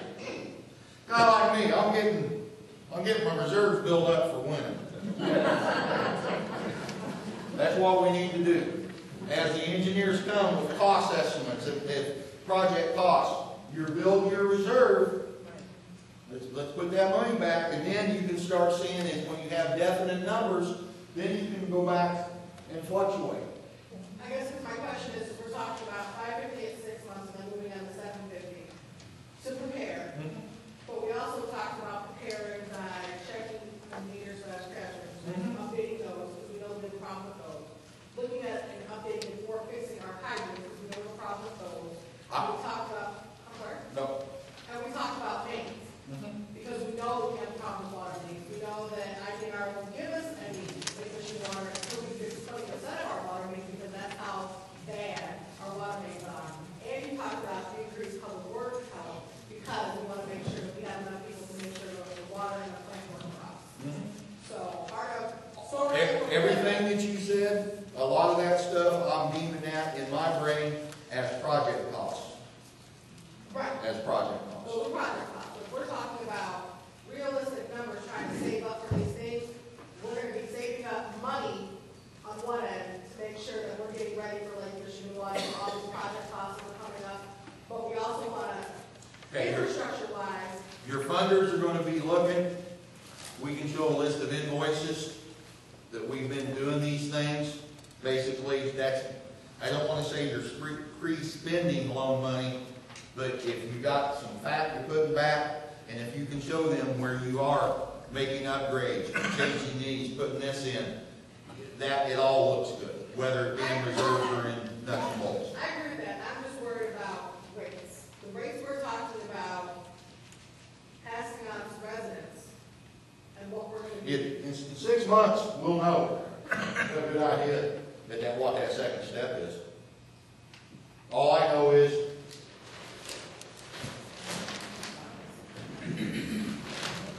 it's currently costing you $5.13. Right, but we're thinking if we increase up to, well, I mean, you're saying that if we increase up to that 750, that is going to cover, estimate. I'm not asking you to give me a definite number right now, but you're thinking that that would be something that would be realistic to look at 6 months from now to cover not only the water costs that from Lake Michigan Water, the Chicago Heights is going to put on us, but all of these suggested upgrades. That's what you're thinking the 750 is going to do? no, won't get you in the ballpark. Won't get you in the ballpark. We're talking like left field or somewhere around there. How close are we going to home? Straightaways, deep center field. But depending on the ending scope of how we're going to get there. Let's make it realistic. My dad used to tell me, it's good to have a champagne taste on a beer budget. You know, ultimately, what could these fine citizens, how far can you, and how far can you push them? How much can you pull from? You want to have, again, these rates are just more of an understanding of what I've looked at. These are just common sensical rates that I know that I can stand up in front of this crowd and defend and not be, ultimately, what was on the referendum, the $10 and whatever, you're probably on pitcher's mound at that. But let's That $10 included yeah. the water main infrastructure things, the meter, stuff like that. So that's what I'm trying to figure out. We're talking about Lake Michigan water. We're being a aiming home run. down. We're looking in center field somewhere, where is that 10 whatever it was that the residents voted for. That $10, we're on base with this one. Ultimately, I'm going to defer to, we need to have, we're still waiting to get actual costs on some of this stuff. At some point, we're going to turn pardon my French, we're gonna turn the bean counters loose. And we can really eyeball that in. This is just general estimates. This is, usually I say guesstimate. No, this ain't a guess. These are real. I do this. I'm a water guy. This first step is a no-brainer. This one here, this one here, another concern. Combined cash. What was the term you used for the bank accounts? Commingled funds. Okay, you got some cash, but what happens when you run out of cash and you still haven't done anything there? This will prevent the bleeding. This will break even. And I think you get here, you'll start building your reserves up a little bit as we go along and fine tune. Not really fine tune. We know Plan A. As we start fine tuning what Plan B is going to be in preparation of hooking the Lake Michigan water. But if I may, what we're trying to do is come up with a financial structure plan for a 3 to 5 year plan to help us to get there. We need to be able to do this analysis to say to our funders, IEPA being one of them, this is how we're going to get there. IEPA on the projection, and I know Trustee Williams pointed out a lot, that they have a rule of thumb of what people can afford to do. And right now, they're not willing to give us the funding to get to Lake Michigan water. However, we need to present our best case so that we can do A and B, and then we're going to go try to get some grants and other things for C. Taking care of our distribution center is going to help us get to the mandate that has been given to us, the referendum that you mentioned earlier, to get us there. But we have to be prepared, and we're not prepared to do that. So A and B plan, part of that is going to be able to help us to get there. But we need to be able to financially show somebody how we can do that. And jumping to a rate that we can't justify financially is not something that I think that Steve could tell and drive to them to say that's why we went from $3.50 to $10.30. So we're hoping that we can come up with a plan, that we've done our analysis, and that we can do that in a 3 to 5 year basis. And I know, Steve, you had a chance to look at some of these numbers just roughly. Is that correct? Yeah, we don't know what years we're going to get. Yeah. But in our meeting, we talked about a 3 to 5 year plan, financial plan, that we need to be able to do that. I know Trustee Burgess wants to come up with a plan. We want to give that plan to you of how we want to repay, because that's going to be integral in that application that we go for the IEPA. Any minimum that we go for, we have to have the financial backing us where we are now, what we're going to do in the future, and going forward. And we definitely need the trustees' approval of these rates going forward. But we're looking at 6 months and 6 months because this project is still too fluid for us to get a definite fix. I can appreciate the 3 to 5 year plans, because I understand we're not trying to throw the $10 out right now. I can understand trying to push that back, but that's like you said, Mr. Turner, that's going to rely on this board realizing that we're going to have to do rate increase with 6 month intervals and educating our residents that we're going to have to do that.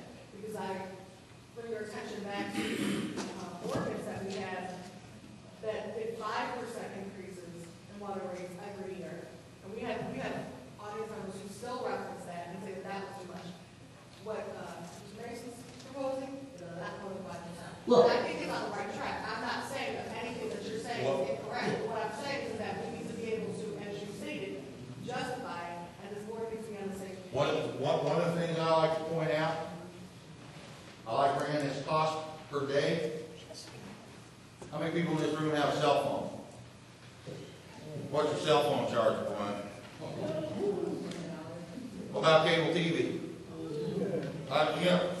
This is your water. I've sat here through many meetings and listened. Somebody has to pay. Now, there's issues of, Trustee Benson, you brought up about the issue of the air stripper, different. Again, that's not a Sauk Village concern. The residents of Sauk Village did not create it. But yet may have to be paying for it to correct it. Okay? These water mains, though, that is Sauk Village property. Residents of Sauk Village should be planned. Get you in the ballpark, and if you're not serious about this, then I would be more than glad to bring my pickup truck and my tank. Okay, you think it's bad enough hauling water, your 3 gallons to drink and cook with? What happens if you don't have water to flush your stool? All right. What if your house is on fire and there's no water on that fire hydrant? Oh, we got that now. You know, so here we need to zero down. I can stand in front of this crowd, I'll go toe to toe, I can justify it. All this is stair-stepping to ultimately as we fine-tune this project. And Bud and Mayor, if I may, for Trustee Williams, one of the things we need to do, and I know for 5 years we did that, and we didn't, I think the last time, since I've been here, we waited to do that, to look at that ordinance again because it has expired, is that they didn't do the analysis that it should have been, and you're upside down. It costs the village $1.23 for us to sell water at $3.50 because of the aging of our equipment. We need to be able to, I mean, Kevin himself asked for additional help. He's right. He needs additional help in order to be able to launch this wonderful plan. And so we have to be able to come up with a plan that's going to say financially this is where we're going to be able, and all those actuaries and all those kind of things. We have people who can do that, that we can prove that we can be financially stable if we're charging the right rate. People are not going to lend us money, no matter what the bank is, if they know that costs go up, people have to have increasing salary. I don't even want to talk about what gas is going to cost. But those kind of prices go up. They have numbers that do that. If we don't prove that we're trying to do our due diligence to go and keep up with the numbers, and they're going to say, you all don't know what you're doing. I'm not going to give you money to put good after bad. So we have to be able to justify that. The rates, if this never happened, God forbid, because I've been having so much fun, but if this had never happened, I would still recommend that we raise the rates because of what the system that we have now is not paying for itself. It's not even a break even. And so if you look at this as a utility company, I know I talked to Cindy about that a lot, this is a utility company. ComEd raised its rates because it costs ComEd more money to do things. NICOR increased their rates because it costs them more money. We have to have this system. We have to fix it because it's broke. It's broke. It's leaking right now on Sauk Trail, 224th Street. It's broke. We have to fix the system. We have to fix the prices so that it can be equitable and fair, and we have to be able to do it in such a way that we can collect. 96% is not where we should be at collection rate. We have to be able to have staff so I can find out while the vacant homes are. We can lead the people to go forward. So we have to fix this system and come up with a plan that we can step into this. And that's why I'm hoping that Bud has really done a great job. Thank you, Bud. That's what I have.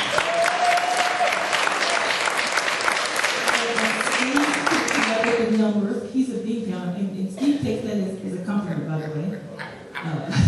That he's going to count the means that we can have these authority people, these consultants to come in here and help us figure out a plan to help us do this, because the eyes of the IPA and the eyes of the AG are looking at what Sauk Village is going to do. So I need to be able to come up with a plan with our engineers, both Baxter Women and Robinson Engineer, of how we're going to plan ourselves out of this mess.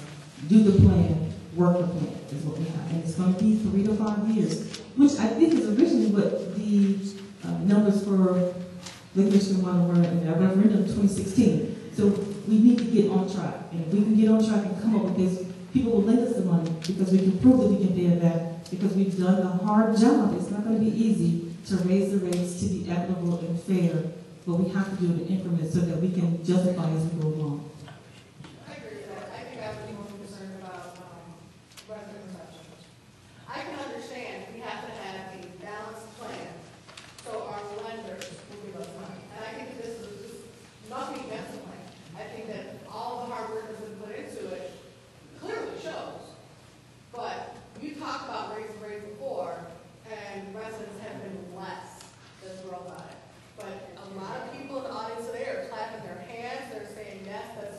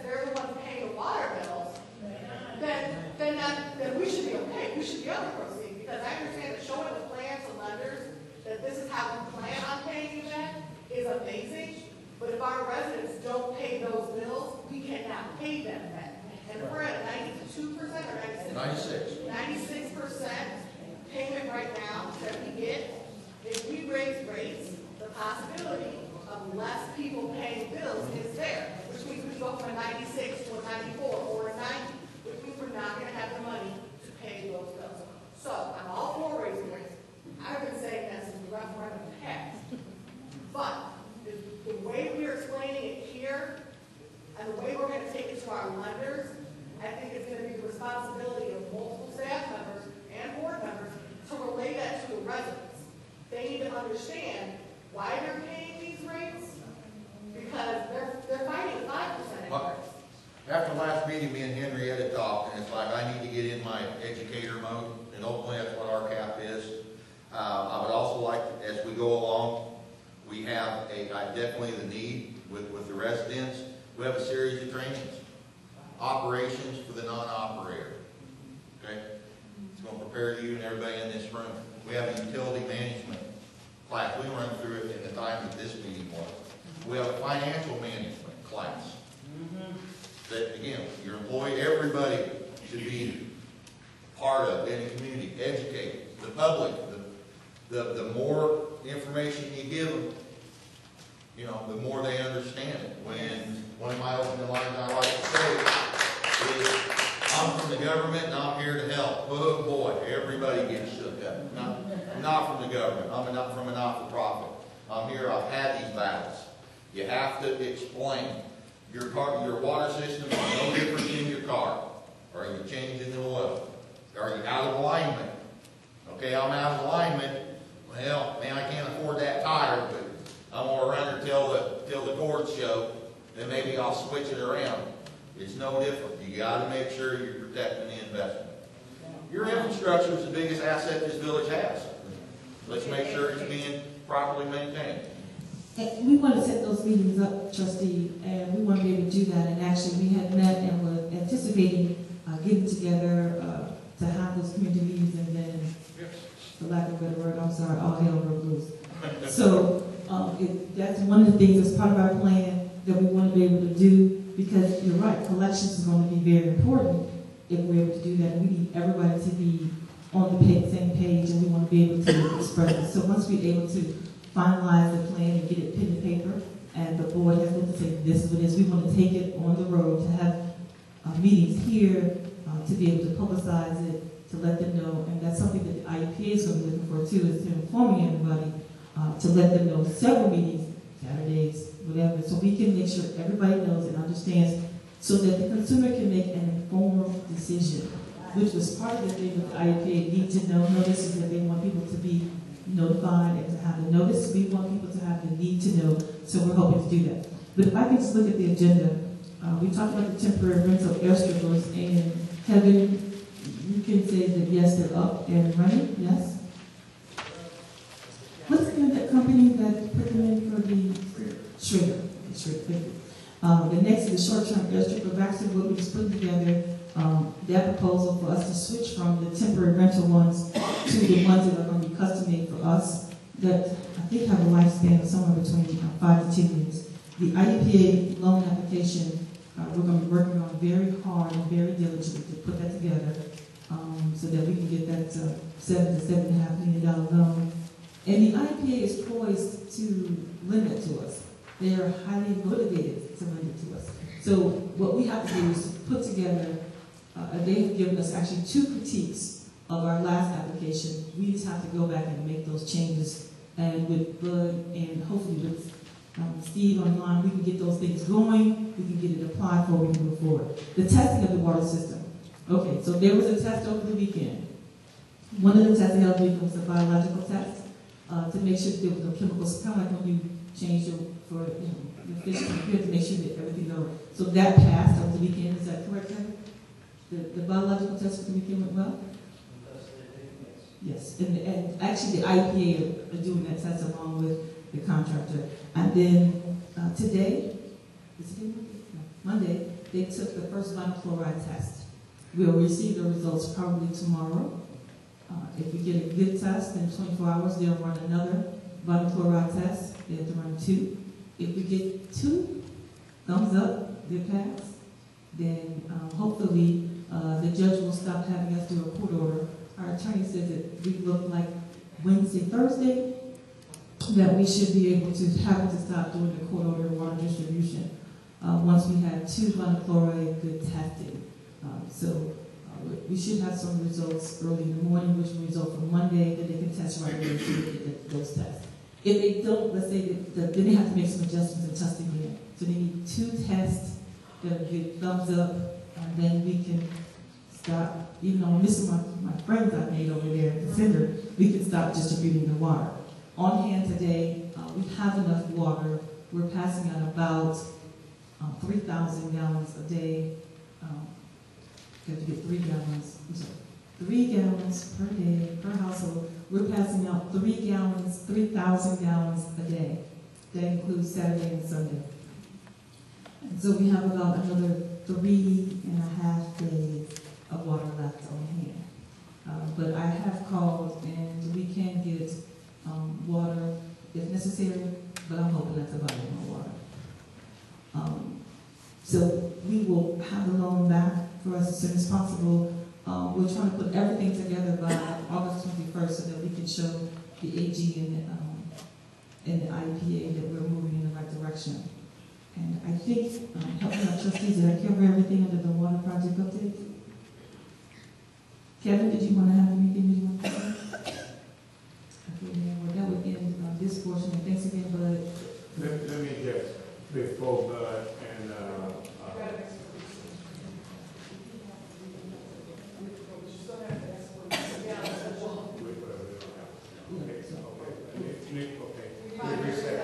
reset. 2 minutes reset. All in favor? But since we are recessing, let me just say that we all knew that we had to bring somebody in to help fix our problem. We had to bring somebody in, some experts in, and that's where Bud and that's where Steve coming in to help us find solutions to our problem. And we're thinking that we're on the right track with those people, Bud and others, you know. So we'll have to just ask you to continue to be patient. You know, we'll get through it. We'll get help with other help, and with the help of the state, you know, we'll get through it.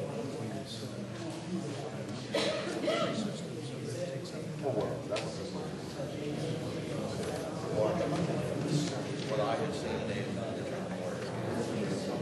He's going to do that's going to do everything.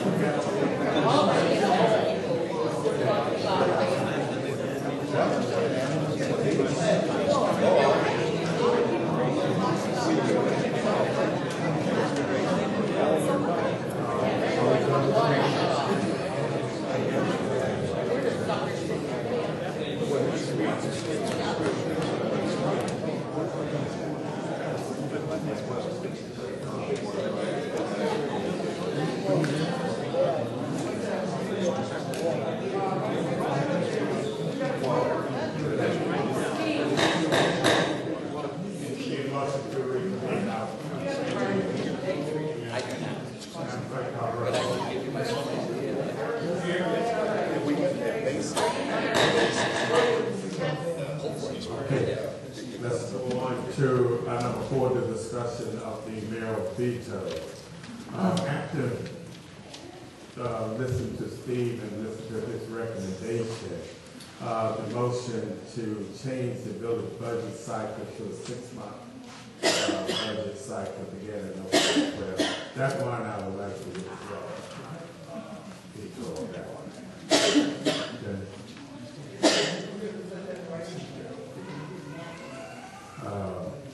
The other one, the second one, the board motion to approve placing revenue received from the cell tower leasing in a separate account.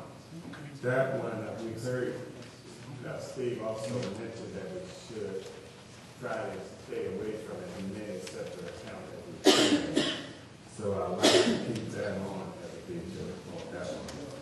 We also, the motion to deny the funding for all personal expenses for including clothing and traveling seminar for police chief Fox. That one I also will keep that a feature. And the board motion to approve an ordinance to raise the water rate to $10.37 per 1,000 gallons starting August 1st, 2012, according to the mandate of the resident by the referendum on March 20, 2012. So that one also I will keep as a okay. Any comments?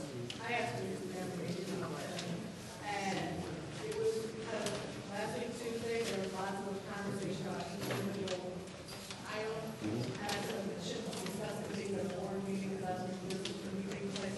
I don't have any comments for these necessarily, but I did want them to put on the agenda for next week.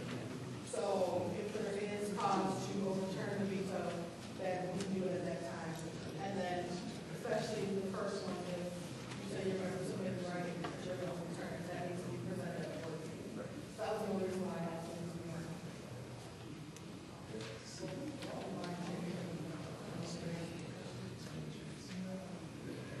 Okay, we're done. Let's move forward.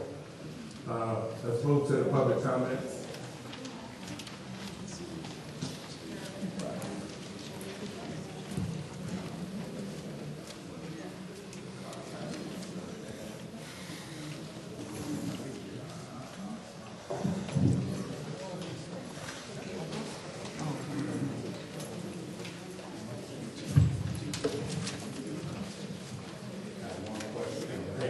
Please,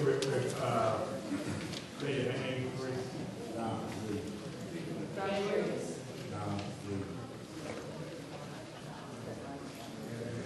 That's real nice.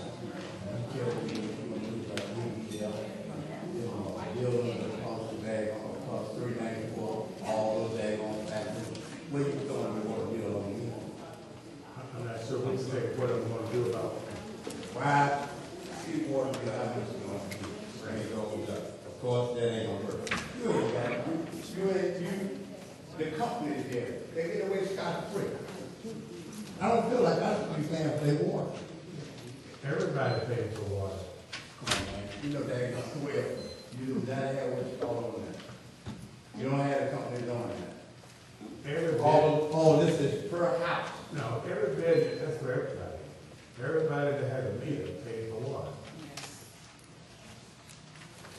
That's all I can say, man.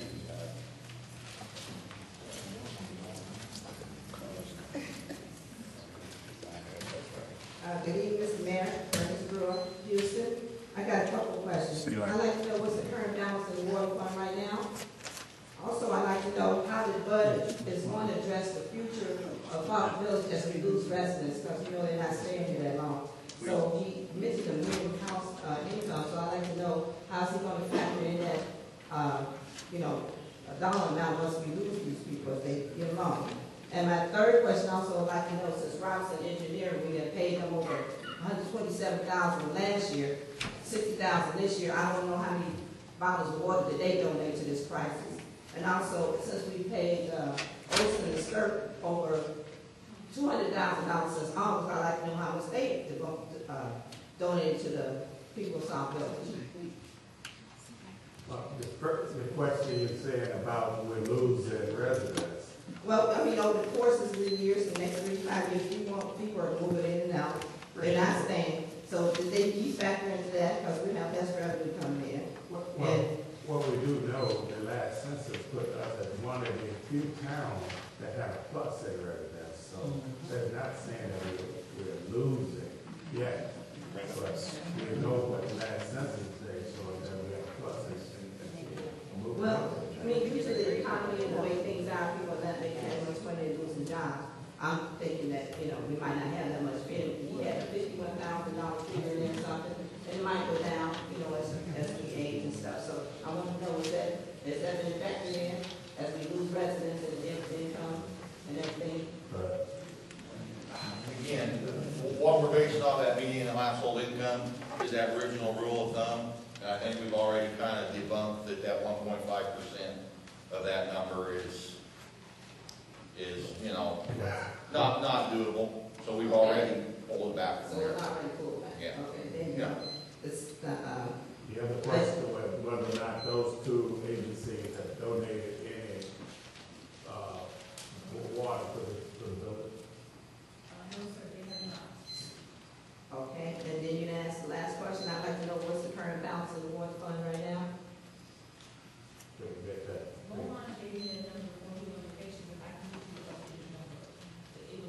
We can't hear.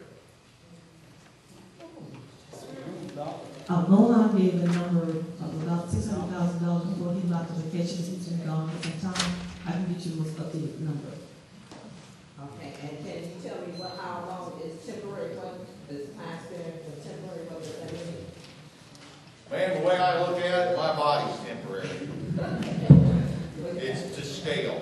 As we discussed, you know, we're looking 3 to 5 years before, you know, we can legitimately be hooking to Chicago water. Thank you very much. Oh, I forgot to thank all the volunteers that helped. Fantastic job. Regardless of where we came from, we stuck together, we did it. We showed you guys how to do something.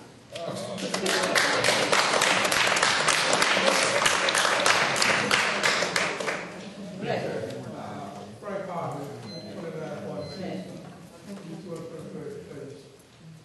I would like to thank you, gentlemen, for this demonstration. And I'd like to say to the village people, the majority don't believe in the law. And the person is not there, you won't be in the law. Don't complain about the fact that it's got to go up. And you are going to go up in the first place. If it don't go up now, then how long will it be allowed to continue there if we don't get something going? So you got to go up something. So let us not be so quick to complain. You know, I've been paying, last day, anyway. I'm going to be still paying the rent, but then still, one day I expect to get that system off. That's right.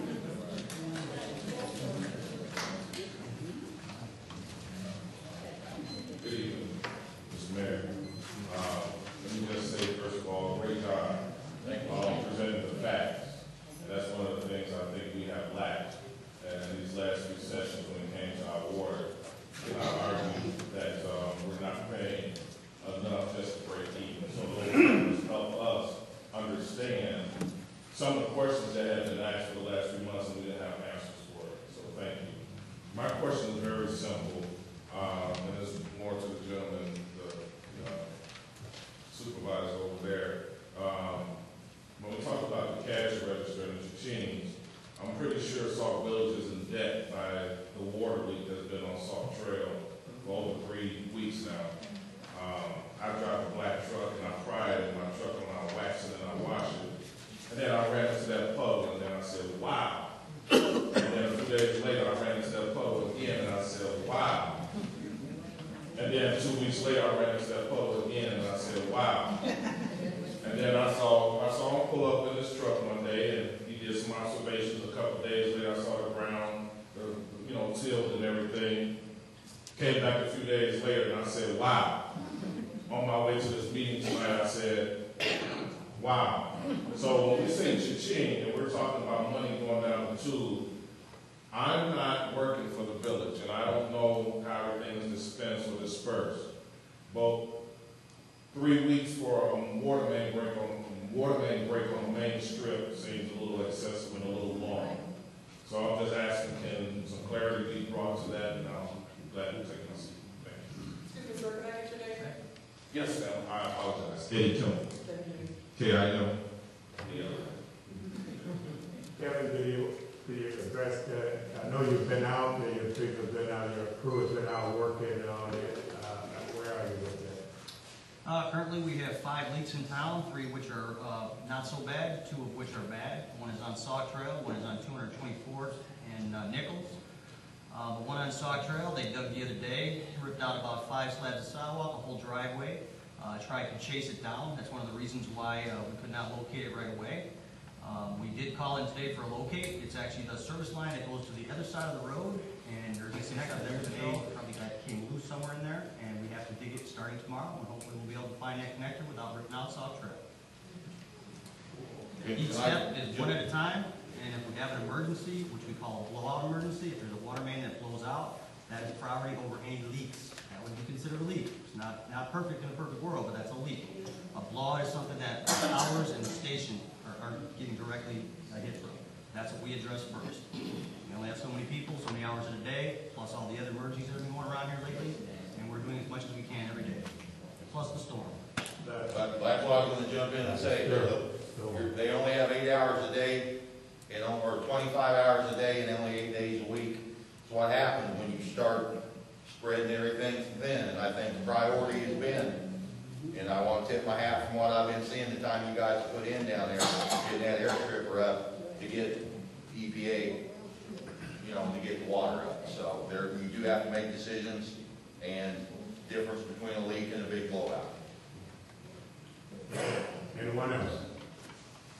Well, I thought Ms. Cass was in front of me, but since last time it was a discrepancy, Mr. Mayor, I'm Francine Anderson, 1606 216th Street.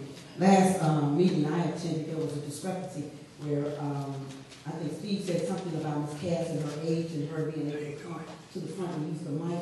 And then he also got into the chief's face.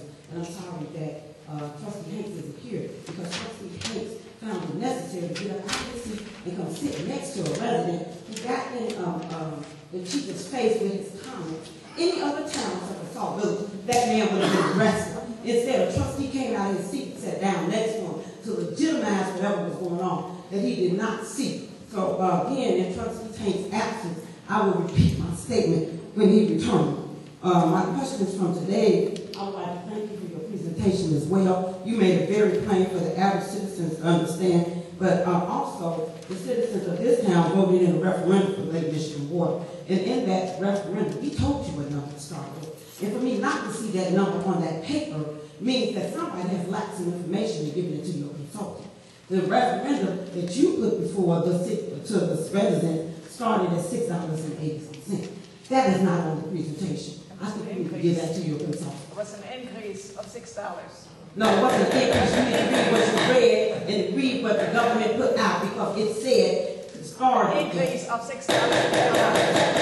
Because everybody reading their own understanding. You get a chance to come up. And she can't come up and make her own statements. But if you continue with mine, me and you can talk afterwards, because I'd be glad to explain numbers to you. The third thing, Mr. Mayor, for me is thanks for everyone who volunteered for the water distribution.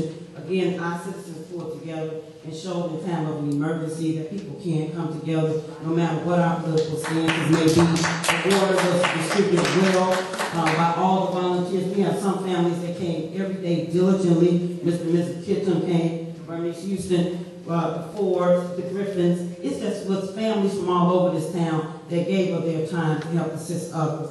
So I wanted to say thank you for them. And the other thing is, for any confusion that was started for you, Madam Clerk, for seniors that came to the line, who I diligently got upset about and trying to talk and communicate with other people.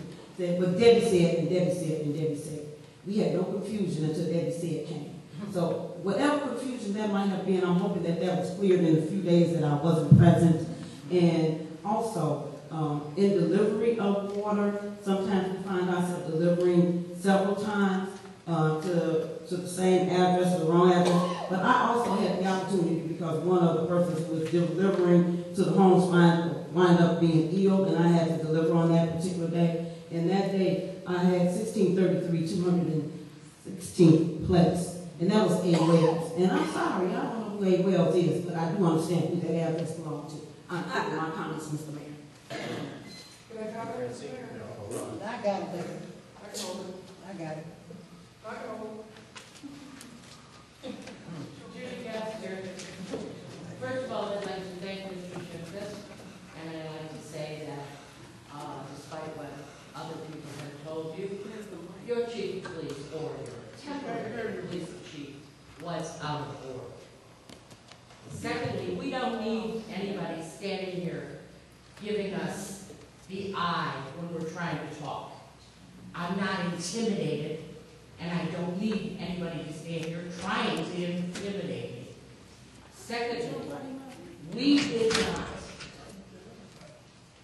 did not get an audit yet. How can this man or a consultant, and how did a consultant get in here? We were expecting auditors that were coming to talk with us to explain, why isn't our audit here? Why don't we have answers to that? But now we hire another consultant? What is the cost factor for him? We're spending money all over the place and we don't even know how much we got. How can you give us those figures up there when we don't know how much we have in the bank? On any fund. If you add it all together, do we have enough money to pay for this? Those figures are high for people in this town. Correct in saying people are going to be leaving town. They've already been leaving town. We have an enormous amount of empty homes. Now they're starting to burn down. We need to make some changes. I agree with that. We need to make some plans. I agree with that. But we need to get first things done first. Where's the audit? How much money do we have to work with? Then let's start planning from there.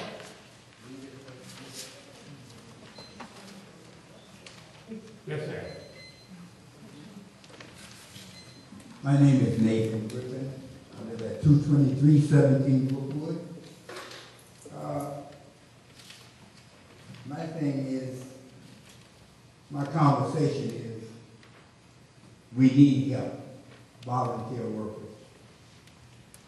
We in this here pretty deep. We know that. The trustees, none of them but one, and that's Mr. Benson, has came out and gave us a hand. I am a volunteer. One man on the board, that's Mr. Benson. That has came out, got water and took it to the needy, I mean not the needy, but the disabled and the older people and those that couldn't get out. We need help. I don't know why we're in this together. Secondly, I'm sorry, I would like to extend greetings to that gentleman. I think he really broke down things and told us. We know that what we have to do, and we've been dragging our feet.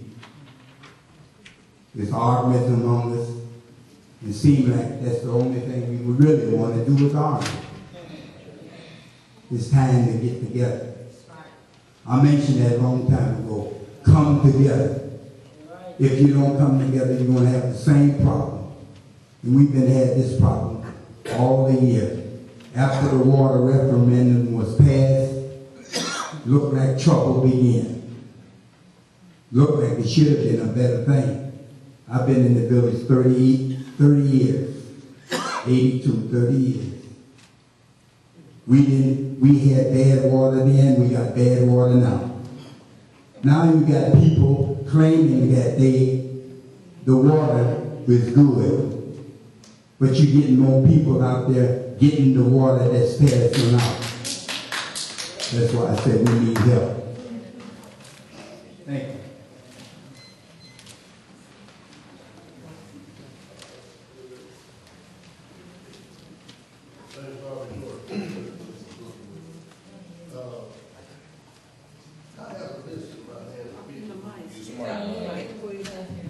I have a list of people who live in the village that pay their water bill. And I told this over here, David Banks, Trustee Hayes' brother is not paying his water bill. Now, how come his name is not on there, but he's the main one making us pay? They're raising the prices of the water bill. His name is nowhere found on there. I see Sauk Village Baptist Church at 3 different addresses. And I see Reverend John Hanks on one. And he's been deceased for about 6 years.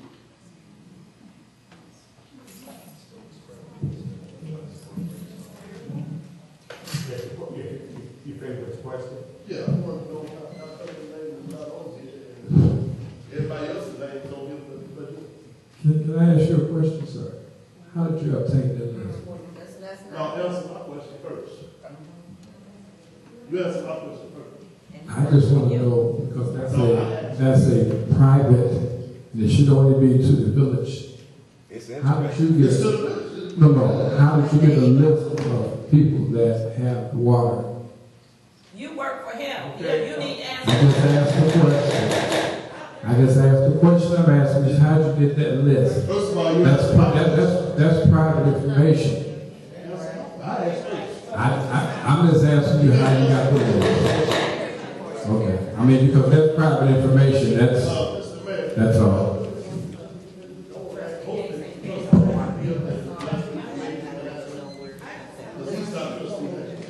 Sherry's not here. I just think that the Benson Walked clerk is Sherry. I just want to know if something like that is FOIA-able and it hasn't FOIA.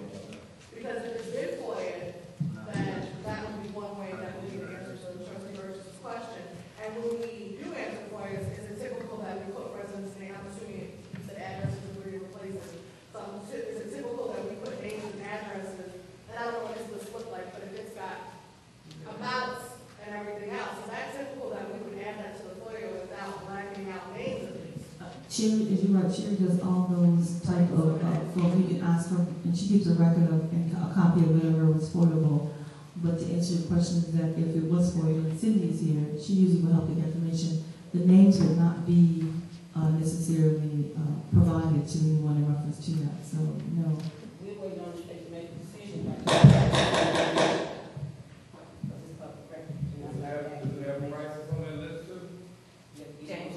We're answering other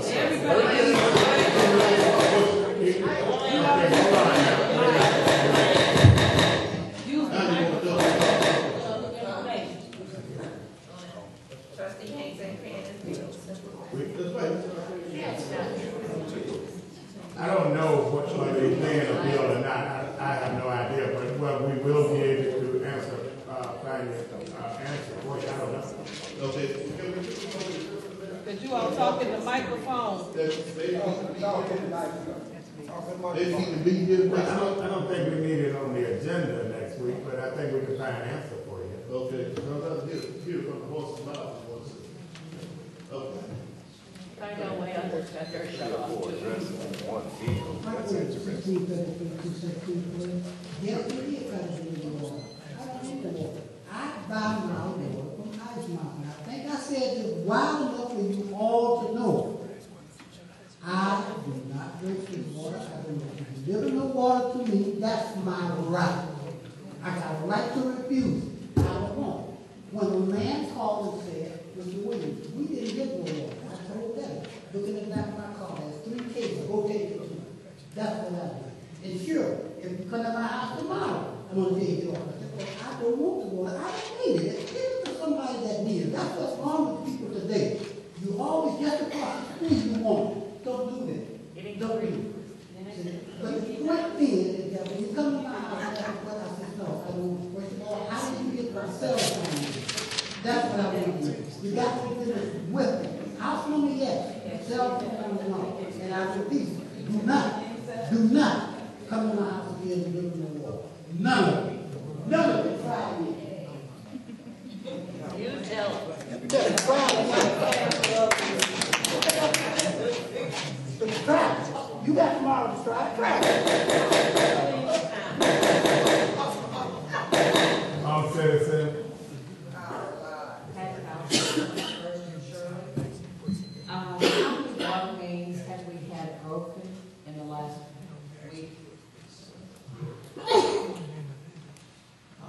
give you a rough number, what we've had in the last 6 weeks, roughly about 25. 21? Wow. Okay, several weeks ago, I mentioned that there is a fire hydrant on my corner that has been down since April the 2nd, when a car ran into that hydrant and into my house.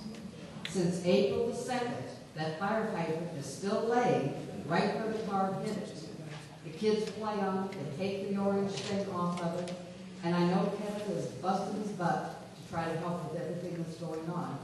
But in the last month and a half, there has been 5 homes within a 3 or 4 block radius of my house, 1 on my street, 1 down the street from my house, and they had no water when those houses were set afire or caught fire.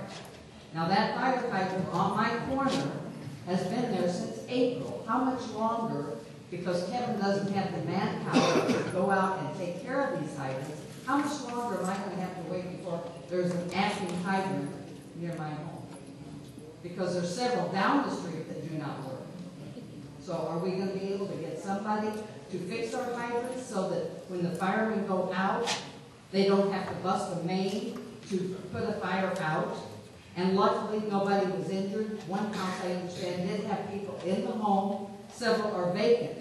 But this is a serious issue when people are setting fires or homes are caught on fire and no active fire hydrants. How much longer will I have to wait? I know we had put together a plan that the board had approved a company to come in. Well, what we're trying to do is what I spoke to earlier, that's part of the distribution problem. The watering breaks as well as the hydrants. So we're hoping to put that together in there to be part of the distribution system to be able to I can't give you a date when your fire hydrant's there. Actually, we have it, I think Kevin's even received it. And we actually contacted the company and used the numbers from your insurance company as we projected for those numbers. So we are well aware of it. This, as what said, there's only so much time a day, and their issue, my day, the clerk's day, everybody's day has been focusing on taking care of this issue. The fire chief, who would have been here, has been fighting lots of fires, and even a car fire. I think it was a 3-car collision that he had the other day. They had to pull people off distribution. So it is an issue. We hear you, and we want to address those things in the distribution center. When I met with Bud, and we talked about distribution, we talked about not only the watering breaks, but also the fire hydrants. That they can't flush them if there's no water there in the beginning. So we want to definitely take care of that. And actually, we've contacted the fire marshal in reference to, I believe there were 5 homes that started the fire. And you're right, 2 people did have to go. Then there were 5, 4 of them were vacant, 1 of them was not. So we're hoping that we can address that. And I can't even explain why someone's actually, it is arson. They are setting those on fire. They were able to do that. But it is definitely something that Kevin has on the main front, as well as our consultants are getting together. We want to address those fire hydrant issues. Because right in my vicinity, there are several vacant homes. One just vacated after this issue all started. That house, they just walked out of it again. So there's more homes becoming vacant. And with the fire hydrants down and Kevin being short-handed, we need help on that angle also. Yes, ma'am, we hear you. Yes, my hydrant is paid for, by the way, so we're just waiting for it to be fixed. Thank you, Rose Winston. I just wanted to ask, do I understand that the water distribution will be continued Thursday? And the water distribution will be continued until we have clearance from court order. So we're hoping that it will end this week, but we are still under court order to distribute water until they tell us not to. Okay. Then I just want to mention that my committee normally meets on Thursday, so I just wanted to let my committee members know that the meeting will continue at my house. I'll give them the address later. I do object to my address and information on the water bill distributed to a resident. I thought that was private information. I also am sorry, I do want to apologize to some of the seniors that I had given out a list that was supposedly private, and I'm getting complaints that how did they get my name, how did they get my address. They were very, very upset that I thought the information was going to be private, and they said it's going out to everybody. They thought the fire department is delivering water. They're a little upset that they don't know who the individuals are coming, and they said, did they have background check? Are they in there casing my home because there's so many robberies? Those are the complaints I'm getting, and I'm really kind of concerned about that. And I know that I'm hearing people say, those that complain about water, why are they coming for water? They're coming for water because their tax dollar is paying for the water. They're entitled to the water like everybody else.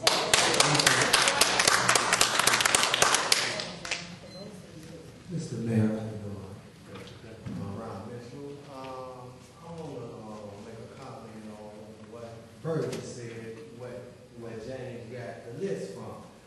I ain't hear y'all say where Judy Cass got that information from. You know what I'm saying? From the research. You know what I'm saying? You know, as far as us delivering water, you know what I'm saying? Certain residents describe that. You know what I'm saying? Coming to them. You know what I'm saying? Saying her own opinion about us delivering water. You know what I'm saying? They described her personally. So she tried to sabotage what we was doing, which was righteous. You know what I'm saying? For Judy Cass to complain on what James got his information from, where you get yours from. All right. let me address that. You know what I'm saying? I don't want my personal information, especially my financial information as far as my water bill, privy to no one but Village Hall, because that's where I pay my water bill. I don't think anyone in here would want people to know what their water bill is, or their status, or if they are or not paying a water bill. I just asked where he got that list, because that list I thought was a personal list, and if it's being leaked out the village, I need to know why. Because you got people that are here that pay their water bill thinking that it stays private, that it's not out there privy to the whole community. Maybe you may not feel that way, but I feel that way. I don't need everybody to know what I pay each and every month for my water bill. That's my personal right. And as far as I asked the question, you know what I'm saying? I wanted an answer. That's all I asked. Thank you. Can I ask you a question, Mr. Burns? How you think the prisoners feel who got locked up for them crimes? This ain't prison. This is not prison. Let's move on. Let's move on. Yes, ma'am. Linda Washington, Children's Make Place. I just want to know if the fire hydrants that are not working are labeled in some kind of way. I know in some villages and cities, they cover them with a black bag, like a garbage bag, and they spray paint them another color because the residents don't know if the fire hydrants on their particular blocks are working or not. I think they have a right to know where's the closest fire hydrant on their block that's working. So as you drive through the village, if they all look the same, how do you know which one's working, which one's not? Are they identified in some kind of way? No. At this point, they're not identified. The fire department and public works do have a list of the ones that is not operating, but as far as the public knows that. I mean, is it possible that we should be able to identify them as well? Yes. The hydrants on the last listing that was FOIA, those are all marked in green tops. Fluorescent green paint. I couldn't hear him. The hydrants that are marked, the last ones that were FOIA, not a list that's been updated yet, were all marked with green tops. The top of the hydrants painted fluorescent green. Okay, but in the block club, if I can give them that information, so all the fire hydrants that are marked with green tops do not work. Yes. But that's not all the ones that don't work, that's just the ones that you see on the There are a couple of new list. ones that were added, just the list has not been updated and hasn't been gone to yet. Okay, thank you, so, but if they want to know specifically if the fire hydrants on their block working, I think they call Village Hall. You could probably put in an information, but the Village Hall would probably not know the one. Kevin. Does Kevin know? Yeah, Kevin would know. Village Hall? Kevin is part of the administration, but the one that needed to work up here, Kevin do not work up here in the village hall. I understand that, Mayor, that's not what I'm asking. I'm not saying they have to ask the lady from the front, I said they just want to know. Look, if my house catches on fire, I want to know that these two hydrants on the end of my block work. Before I have to foil it and go through all those gymnastics, can I just call Village Hall and talk to whoever's over fire hydrants and cut up on my fire hydrants at my address, on my block? That's what I'm asking. Do they have to go through all that rigmarole just to find out if their fire hydrants work on their block? Yeah, you could call and leave it, the question, but call and here, expect for the people to hear, they're working day to day, no, they wouldn't know whether or not the fire hydrant on your block working. But you can call and ask, and Kevin will get back to you. That's what I want to know. Thank you.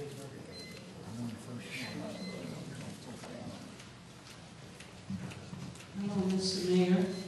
I'm Dorothy Robinson, and I just want to commend the young man here, Mr. Bud. How he explained the referendum on the figures for us. I think he did a good job, and it made a lot of people understand how the figures much better and how they operate per 1,000. And I want to thank Bernice on the operation that she did for distributing the water. She did a very good job. And I was there today, and it went very easily and simple. But one thing I do have to say to each and every one, we must do things decently and in order. That's right. That's right.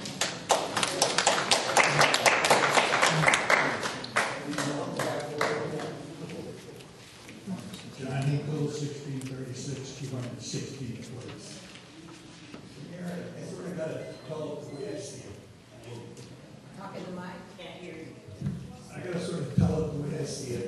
That's my shot. But granted, you were down in history, so I know it's the first black mayor. You'll also go down in village history as the first black mayor that had such a nasty, bad administration. No planning for things at all. This guy should have been on here when the referendum was passed. That should have been like the second or third week. He should have been here explaining to the people, because what information was going out to the people at that time was totally terrible stuff. They didn't know, have hardly any idea what they really needed into. But I look and say, your administration, the $500,000 you let blow for fire hydrants, that could be fixed right now because you didn't sign the thing that was laying on your desk, from what I understand. I mean, just bad management. And how come you never gavel over here if you gavel there? I'm here to talk to me. You should be gaveling these people that are interrupting. You shouldn't be saying what I should do. If you want to talk. That's your 3 minutes. I'm going to use my 3 minutes.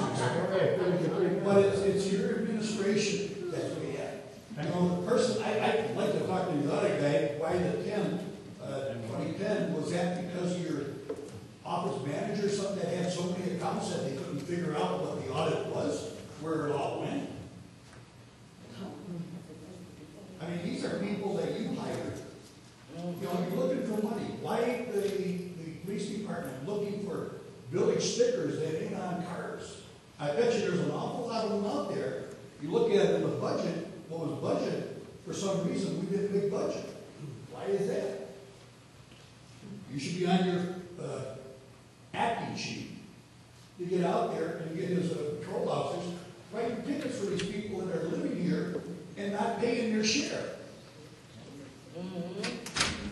I just don't understand. I mean, why, as an administrator, you don't even run meetings properly because these people can do what they want.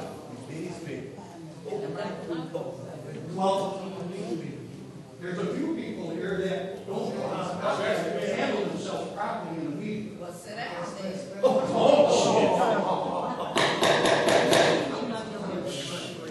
We talked about this before. You let people grab other ones, they open their mouth, don't get 2 words out, and you're grabbing the handle. Okay, well, I'm done. Good. Nice job.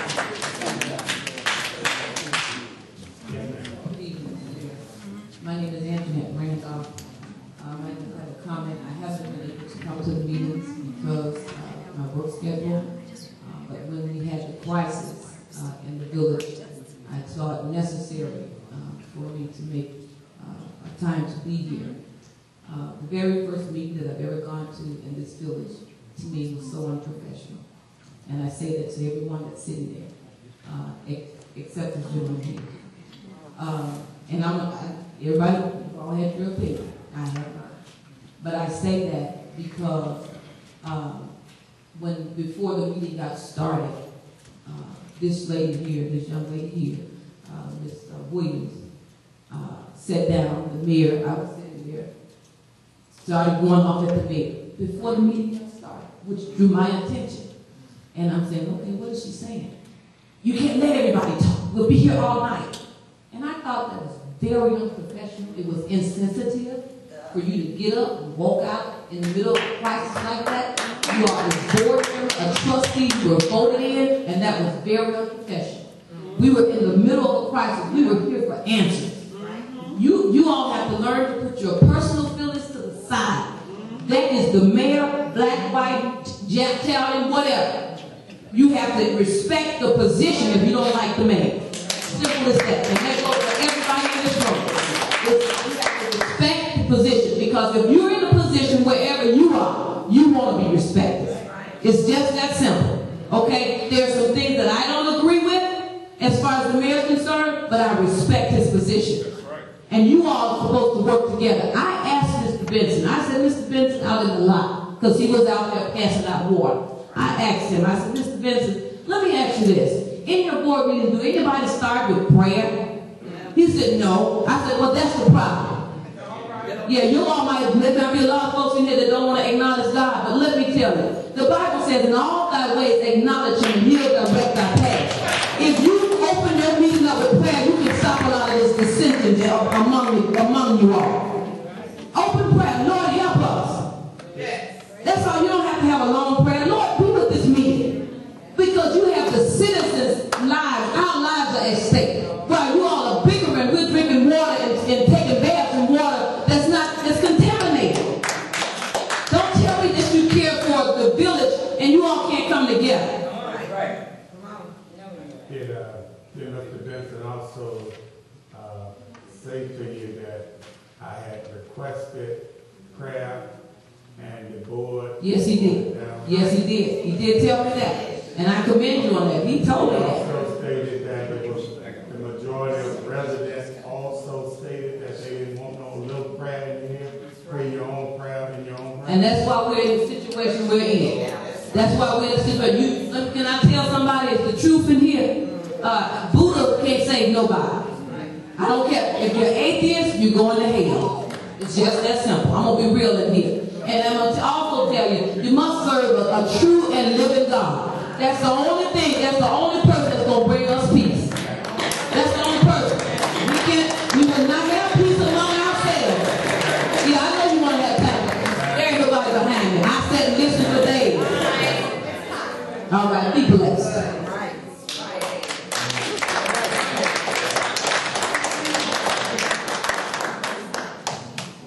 My name is Jackie Glaze. I live on Clyde Avenue. I would like to know, did we or did we not hire a company to find out who owns the vacant properties?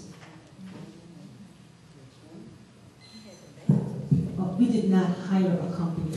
There's a service that we did subscribe to that there has been trying to use them in reference to that. Code enforcement has to identify the addresses. And what the company is supposed to do is try to track down the banks or who was the last person that owned it. So one of the things that the code enforcement people have been doing is getting a list of all of those, and we're working with Sherry from the water department, Cindy from the water department, but we're going to check and see the usage to see, so that we're trying to track it down and come back to it. But we are using that service. It's just to find out where the bank-owned properties are, so that we can notify them of the condition of their property. The condition of the property across the street from me was horrendous. One of our concerned citizens came with his lawnmower and mowed it because the weeds were over 3 foot tall. And the condition of some of these other properties is just as bad. This is why people won't come here to live, because they look at this crap. We can cut the properties and lien them for that property, but it's quite extensive cost. And the village has not been able to focus on that right now as we get into this water issue. But before the end of this spring season, before the end of this season, summer season, by September, all the vacant lots and the vacant properties will be cut, so that we cut them very low, so we can get through the winter. But we're hoping to do that. But if you come down these streets and you see the vacant properties, you see the broken windows, you see the grass up as tall as I am and I'm a short one, are you going to rent here? No. Well, we agree, and I think to the board's honor that we got code enforcement back in place. They haven't had it for 20 months, and so it is a challenge for us to find all the locations to do so.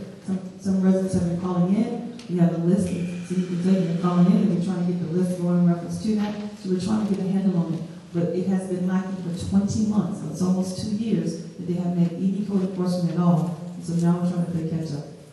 Okay, thank you. Thank you. Let's move to Mr. Lane. Benson for the Board of Trustees. Mr. Mayor, let me say this.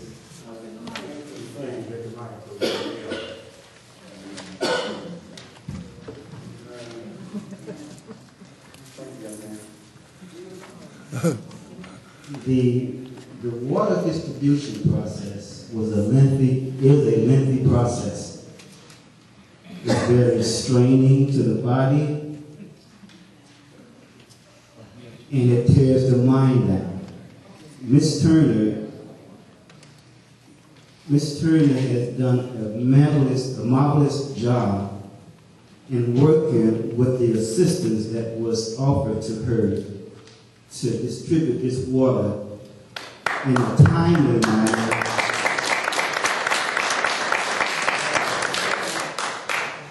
manner that the distribution was a flowing process that caused no problem. The lines were not long because of the amount of volunteers that came to assist. I'd like to thank each and every volunteer that came out to help this process take place.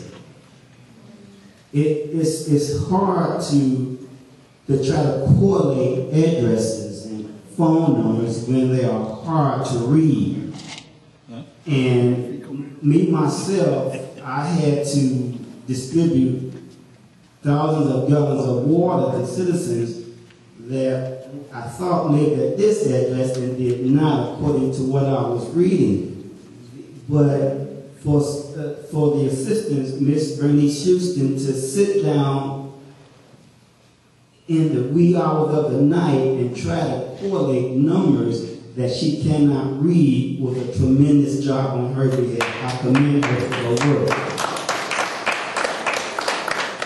Not to mention the fire department, the police department, as the Chief Fox came out and did a wonderful job in maintaining peace without no one, to my knowledge, getting arrested. And the people came out and they received their tickets for their water without hassle. The volunteers knew, they were well educated in what they had to do, thanks to Miss Turner and Miss Houston. It was a wonderful, wonderful outcome, a wonderful job, and I commend everyone who lifted a hand to assist. Not only the elderly, thank them, because a lot of the elders that I went to was so proud that their water was being delivered. Some couldn't make it up there. They had illnesses, but yet they took time to talk to me and just say thank you for what was going on.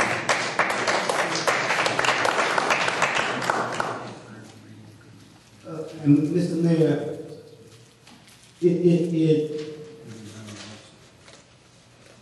it bothers me that on a different note here, that now I don't know how a citizen will receive information about someone's water bill, but water bill is not private. Because if it was private, it would be delivered sealed. But it's not delivered sealed. You just deliver it open. Anyone could read your water bill. If it falls on the floor, I can come back, pick it up, and read your water bill. Exactly what you're paying for. It is not a private situation. My water bill is out there. I use the internet now to pay my bill instead of coming up here. But nevertheless, I would think that the trustee board would be concerned about another trustee not having to, or not paying a water bill. Instead of asking the citizen, where did you get the bill from, we should be trying to figure out if that elected official is paying a water bill. We have to pay a water bill. We all are citizens. Every citizen that has an address, that has a home, should be paying a water bill. No one is exempt. So, like I said, I don't know where that person got the information from, but it was brought to the attention to this board, and we should investigate that.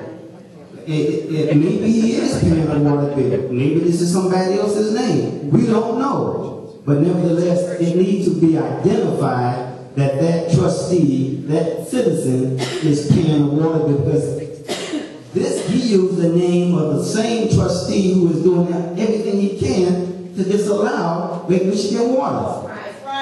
He's doing everything he can to raise your water rates up high. I have a problem with that. But nevertheless, it concerns me. And I would like the village manager and the mayor to investigate that to see if he's not paying a water bill, why? And if he's not, make him pay a water bill. And to go back all the years he hasn't paid and make him pay in the arrears. Because it is inappropriate for our citizens to have to pay water bills, and elected officials do not. We are not above anyone. We have to pay a water bill like everyone else do. We receive water, we need to pay a water bill. Thank you. And I'd like to say, Mr. Mayor, thank you very much. And once again, I'd like to thank each and every volunteer for their help, because it was trying out there. And we still in this process, and like the village manager stated, we will still be distributing water until we get the order not to. But nevertheless, as it still flows, and it still flows greatly without hassle, I thank God for all that He's done, because He's in control. Thank you.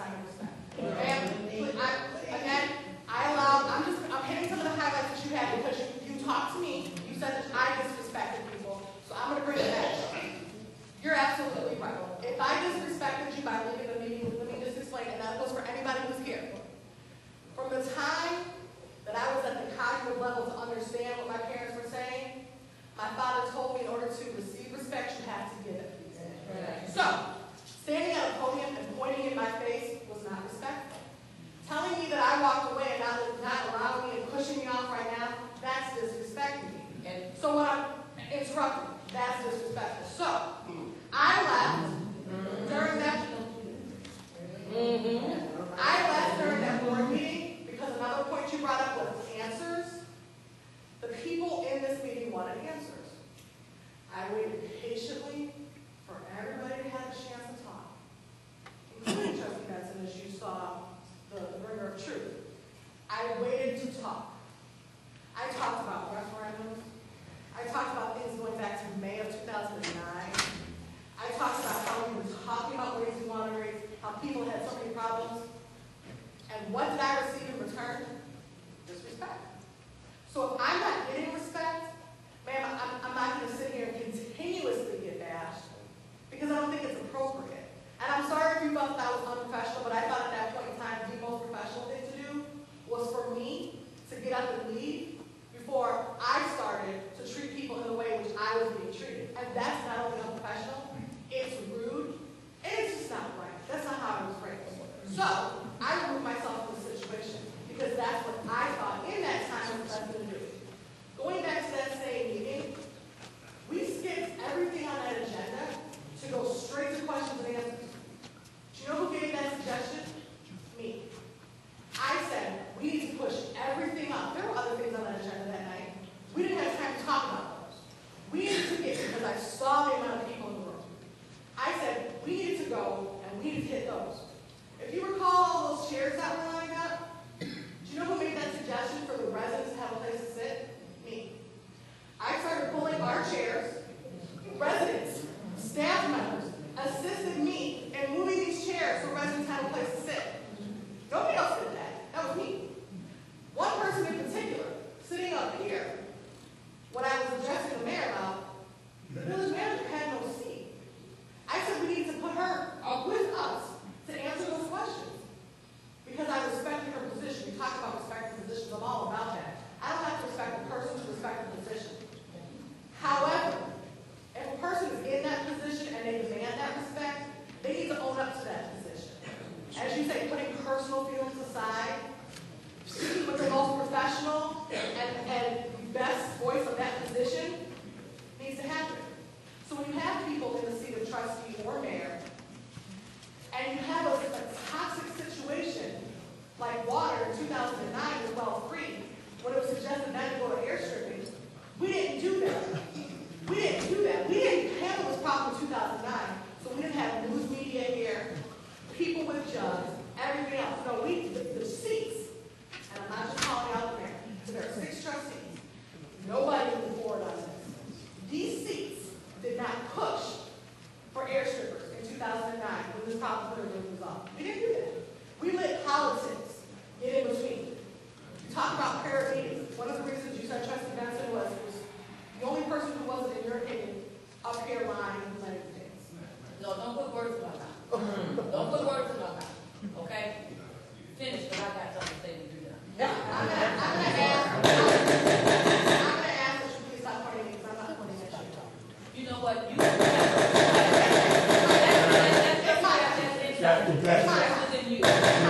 Come on, hold on. Let us finish. talk about prayer. If you want to talk to the trustees afterwards, you got to talk.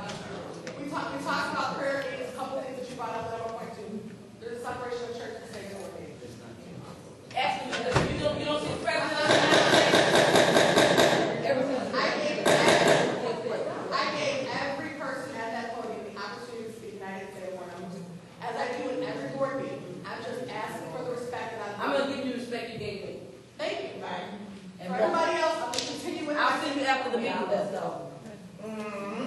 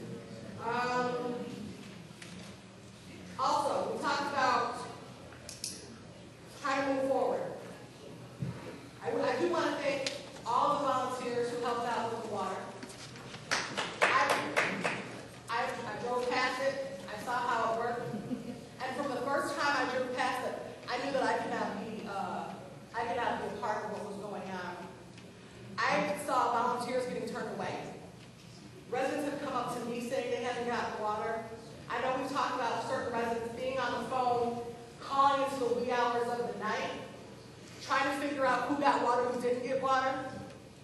That's true, there are many residents who did that. One of whom is village clerk. I very rarely go see my parents, and the one night I have off to go see my mom, I can't talk to her because she's on the phone, and I'm hearing residents talk about how, no, I didn't get my water, and Trustee Benson said this, and so said this, the fire department said this, and now we're crossing ties. So the whole point of my saying this was, it was unorganized. I think every single resident, employee, and everybody else took the time to come out. But what I saw was soapbox standing, political, photographs. Let me smile while I'm putting this carton of water in your car.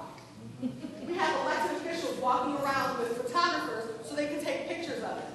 While we're not, other people aren't getting their water, but other people are politicking. That's how things got corrupted. If as a village, if as a whole, we stop thinking of what, if we volunteering, if we helping out, what am I going to get from it, and instead, we did what we needed to do, then the process would have worked better. We had elected officials who made attempts to work with the village manager to try to progress the situation, but was told a resident had. A same resident who's suing the village over water.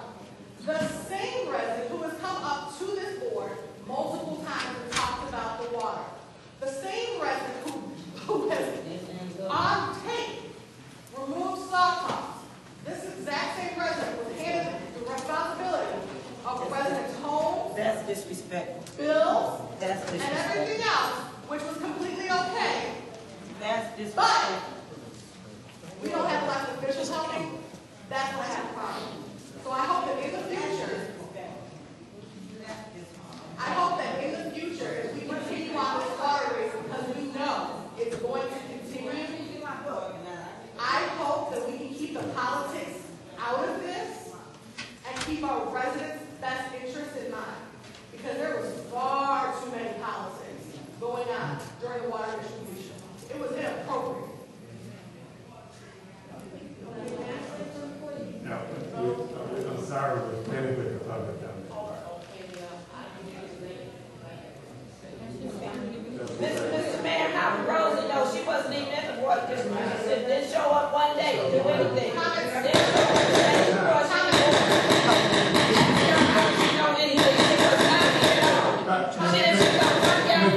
Ms. Brewer, now come on, you're out of order now. No, I'm just coming. She's talking. She was not here. And none of them show up. Nobody said that. You don't know what's going on. Around here. Prove it. You're a liar.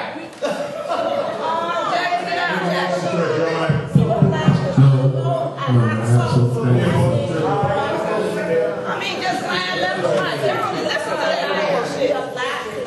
She put that out one day out. Try to get more distraction than that. You're a liar. You're a liar. You're a liar. Tell your school to quit her lying. Tell yourself to quit lying. You come in 3-4 times trying to get more.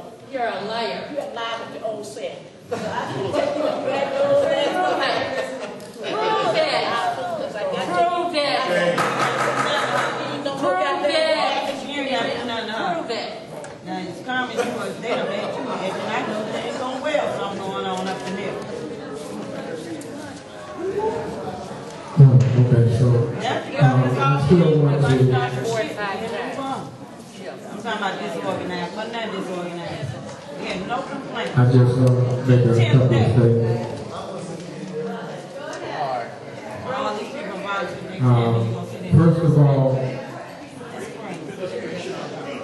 First of all, our job as trustees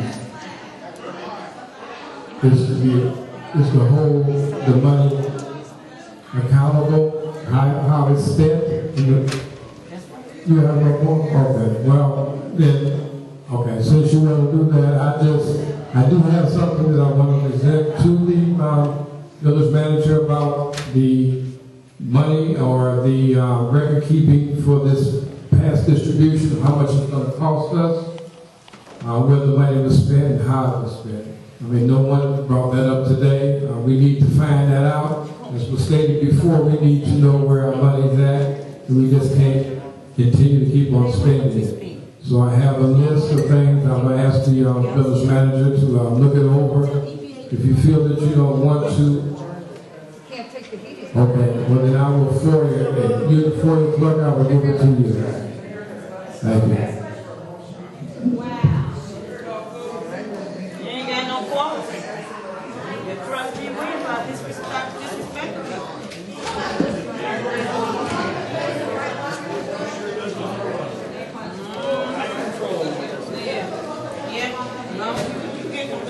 Yourself. That's how you do it. I can tell you that much. Better not come for me and one of y'all. All the volunteer people been doing you disrespect. See, but they keep coming to let volunteers come say that stuff. Always,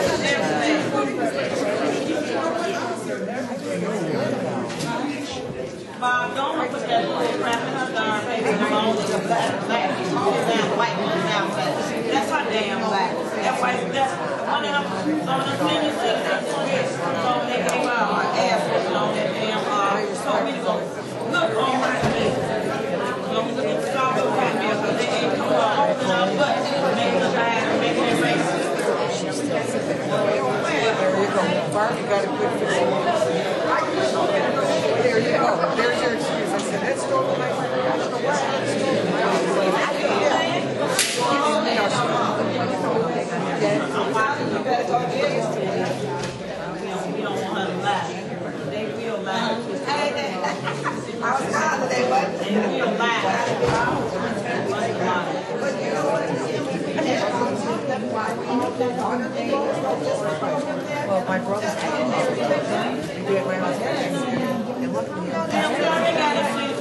they signed up. So what I did, but I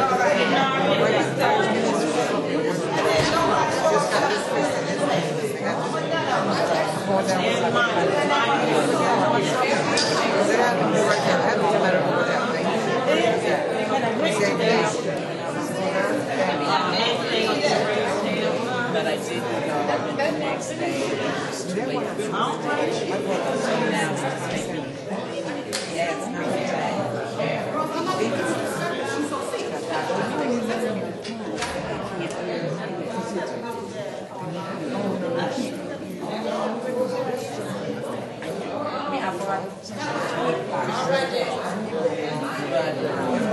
Sometimes they raise the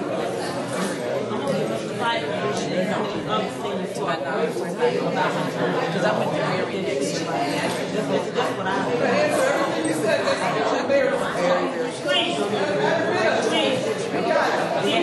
I don't know I got it right. 16:30, I will be heard. I'll be here. I'll be here, baby. Yes, it will. Yes, it will. Right there. Yes, it will. Yes, it will. Yes, it will. Wait till next week. Yes, it will. I'll be right there one of them people. I guarantee you. I don't deliver none of your house because I knew it wasn't no damn A-Well. Why you put A-Well? Why didn't you put Frank Williams? So busy and she doing the list. Why didn't you say Frank Williams? It said A-Well. You don't know, I wouldn't bring nothing to your house. For what? I know what you people do. I know what my family do. They have a fashion behind it. It's like I care about what you do. It's not a blank thing. Not a thing. You don't buy something? Somebody don't buy something. What else you want to buy something? That's your man. You know what? I ain't got to come to your side of the sidewalk. You ain't told me nothing but tell something important. But let me tell you something. You ain't got nothing at 1633, 216 place that I want. Nothing. Nothing. Nothing. I did not deliver it there because it did not say Frank and Benson Walked. It said well. I know what to do.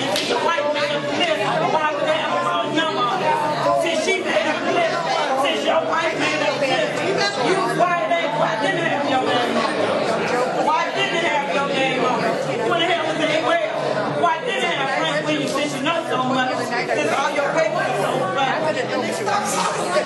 When y'all come back. Maybe I'm with these big they crazy as hell. We know it's no problem. He's been on almost a week now. Ain't nobody. One lady was feeling good. That one wind up. No, we trying to act right and wind up nice. I was thinking that that's what I'm saying. That's the one that you're not even confession. Where she went down with the bottom. I have to wait.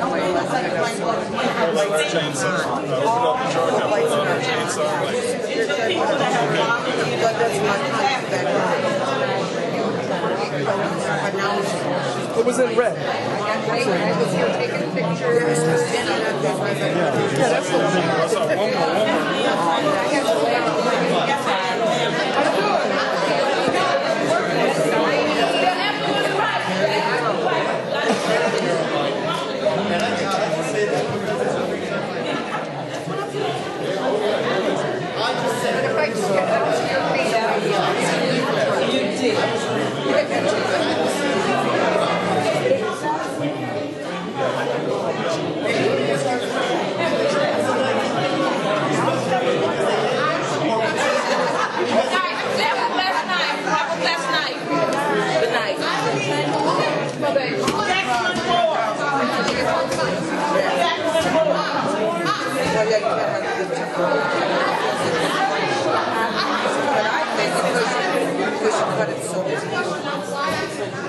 that's why.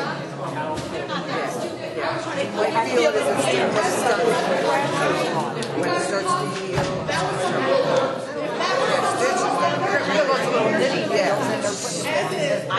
We're here to help. Only because of the seriousness of it.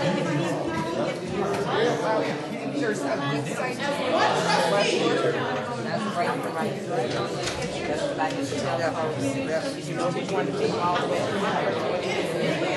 nothing about it.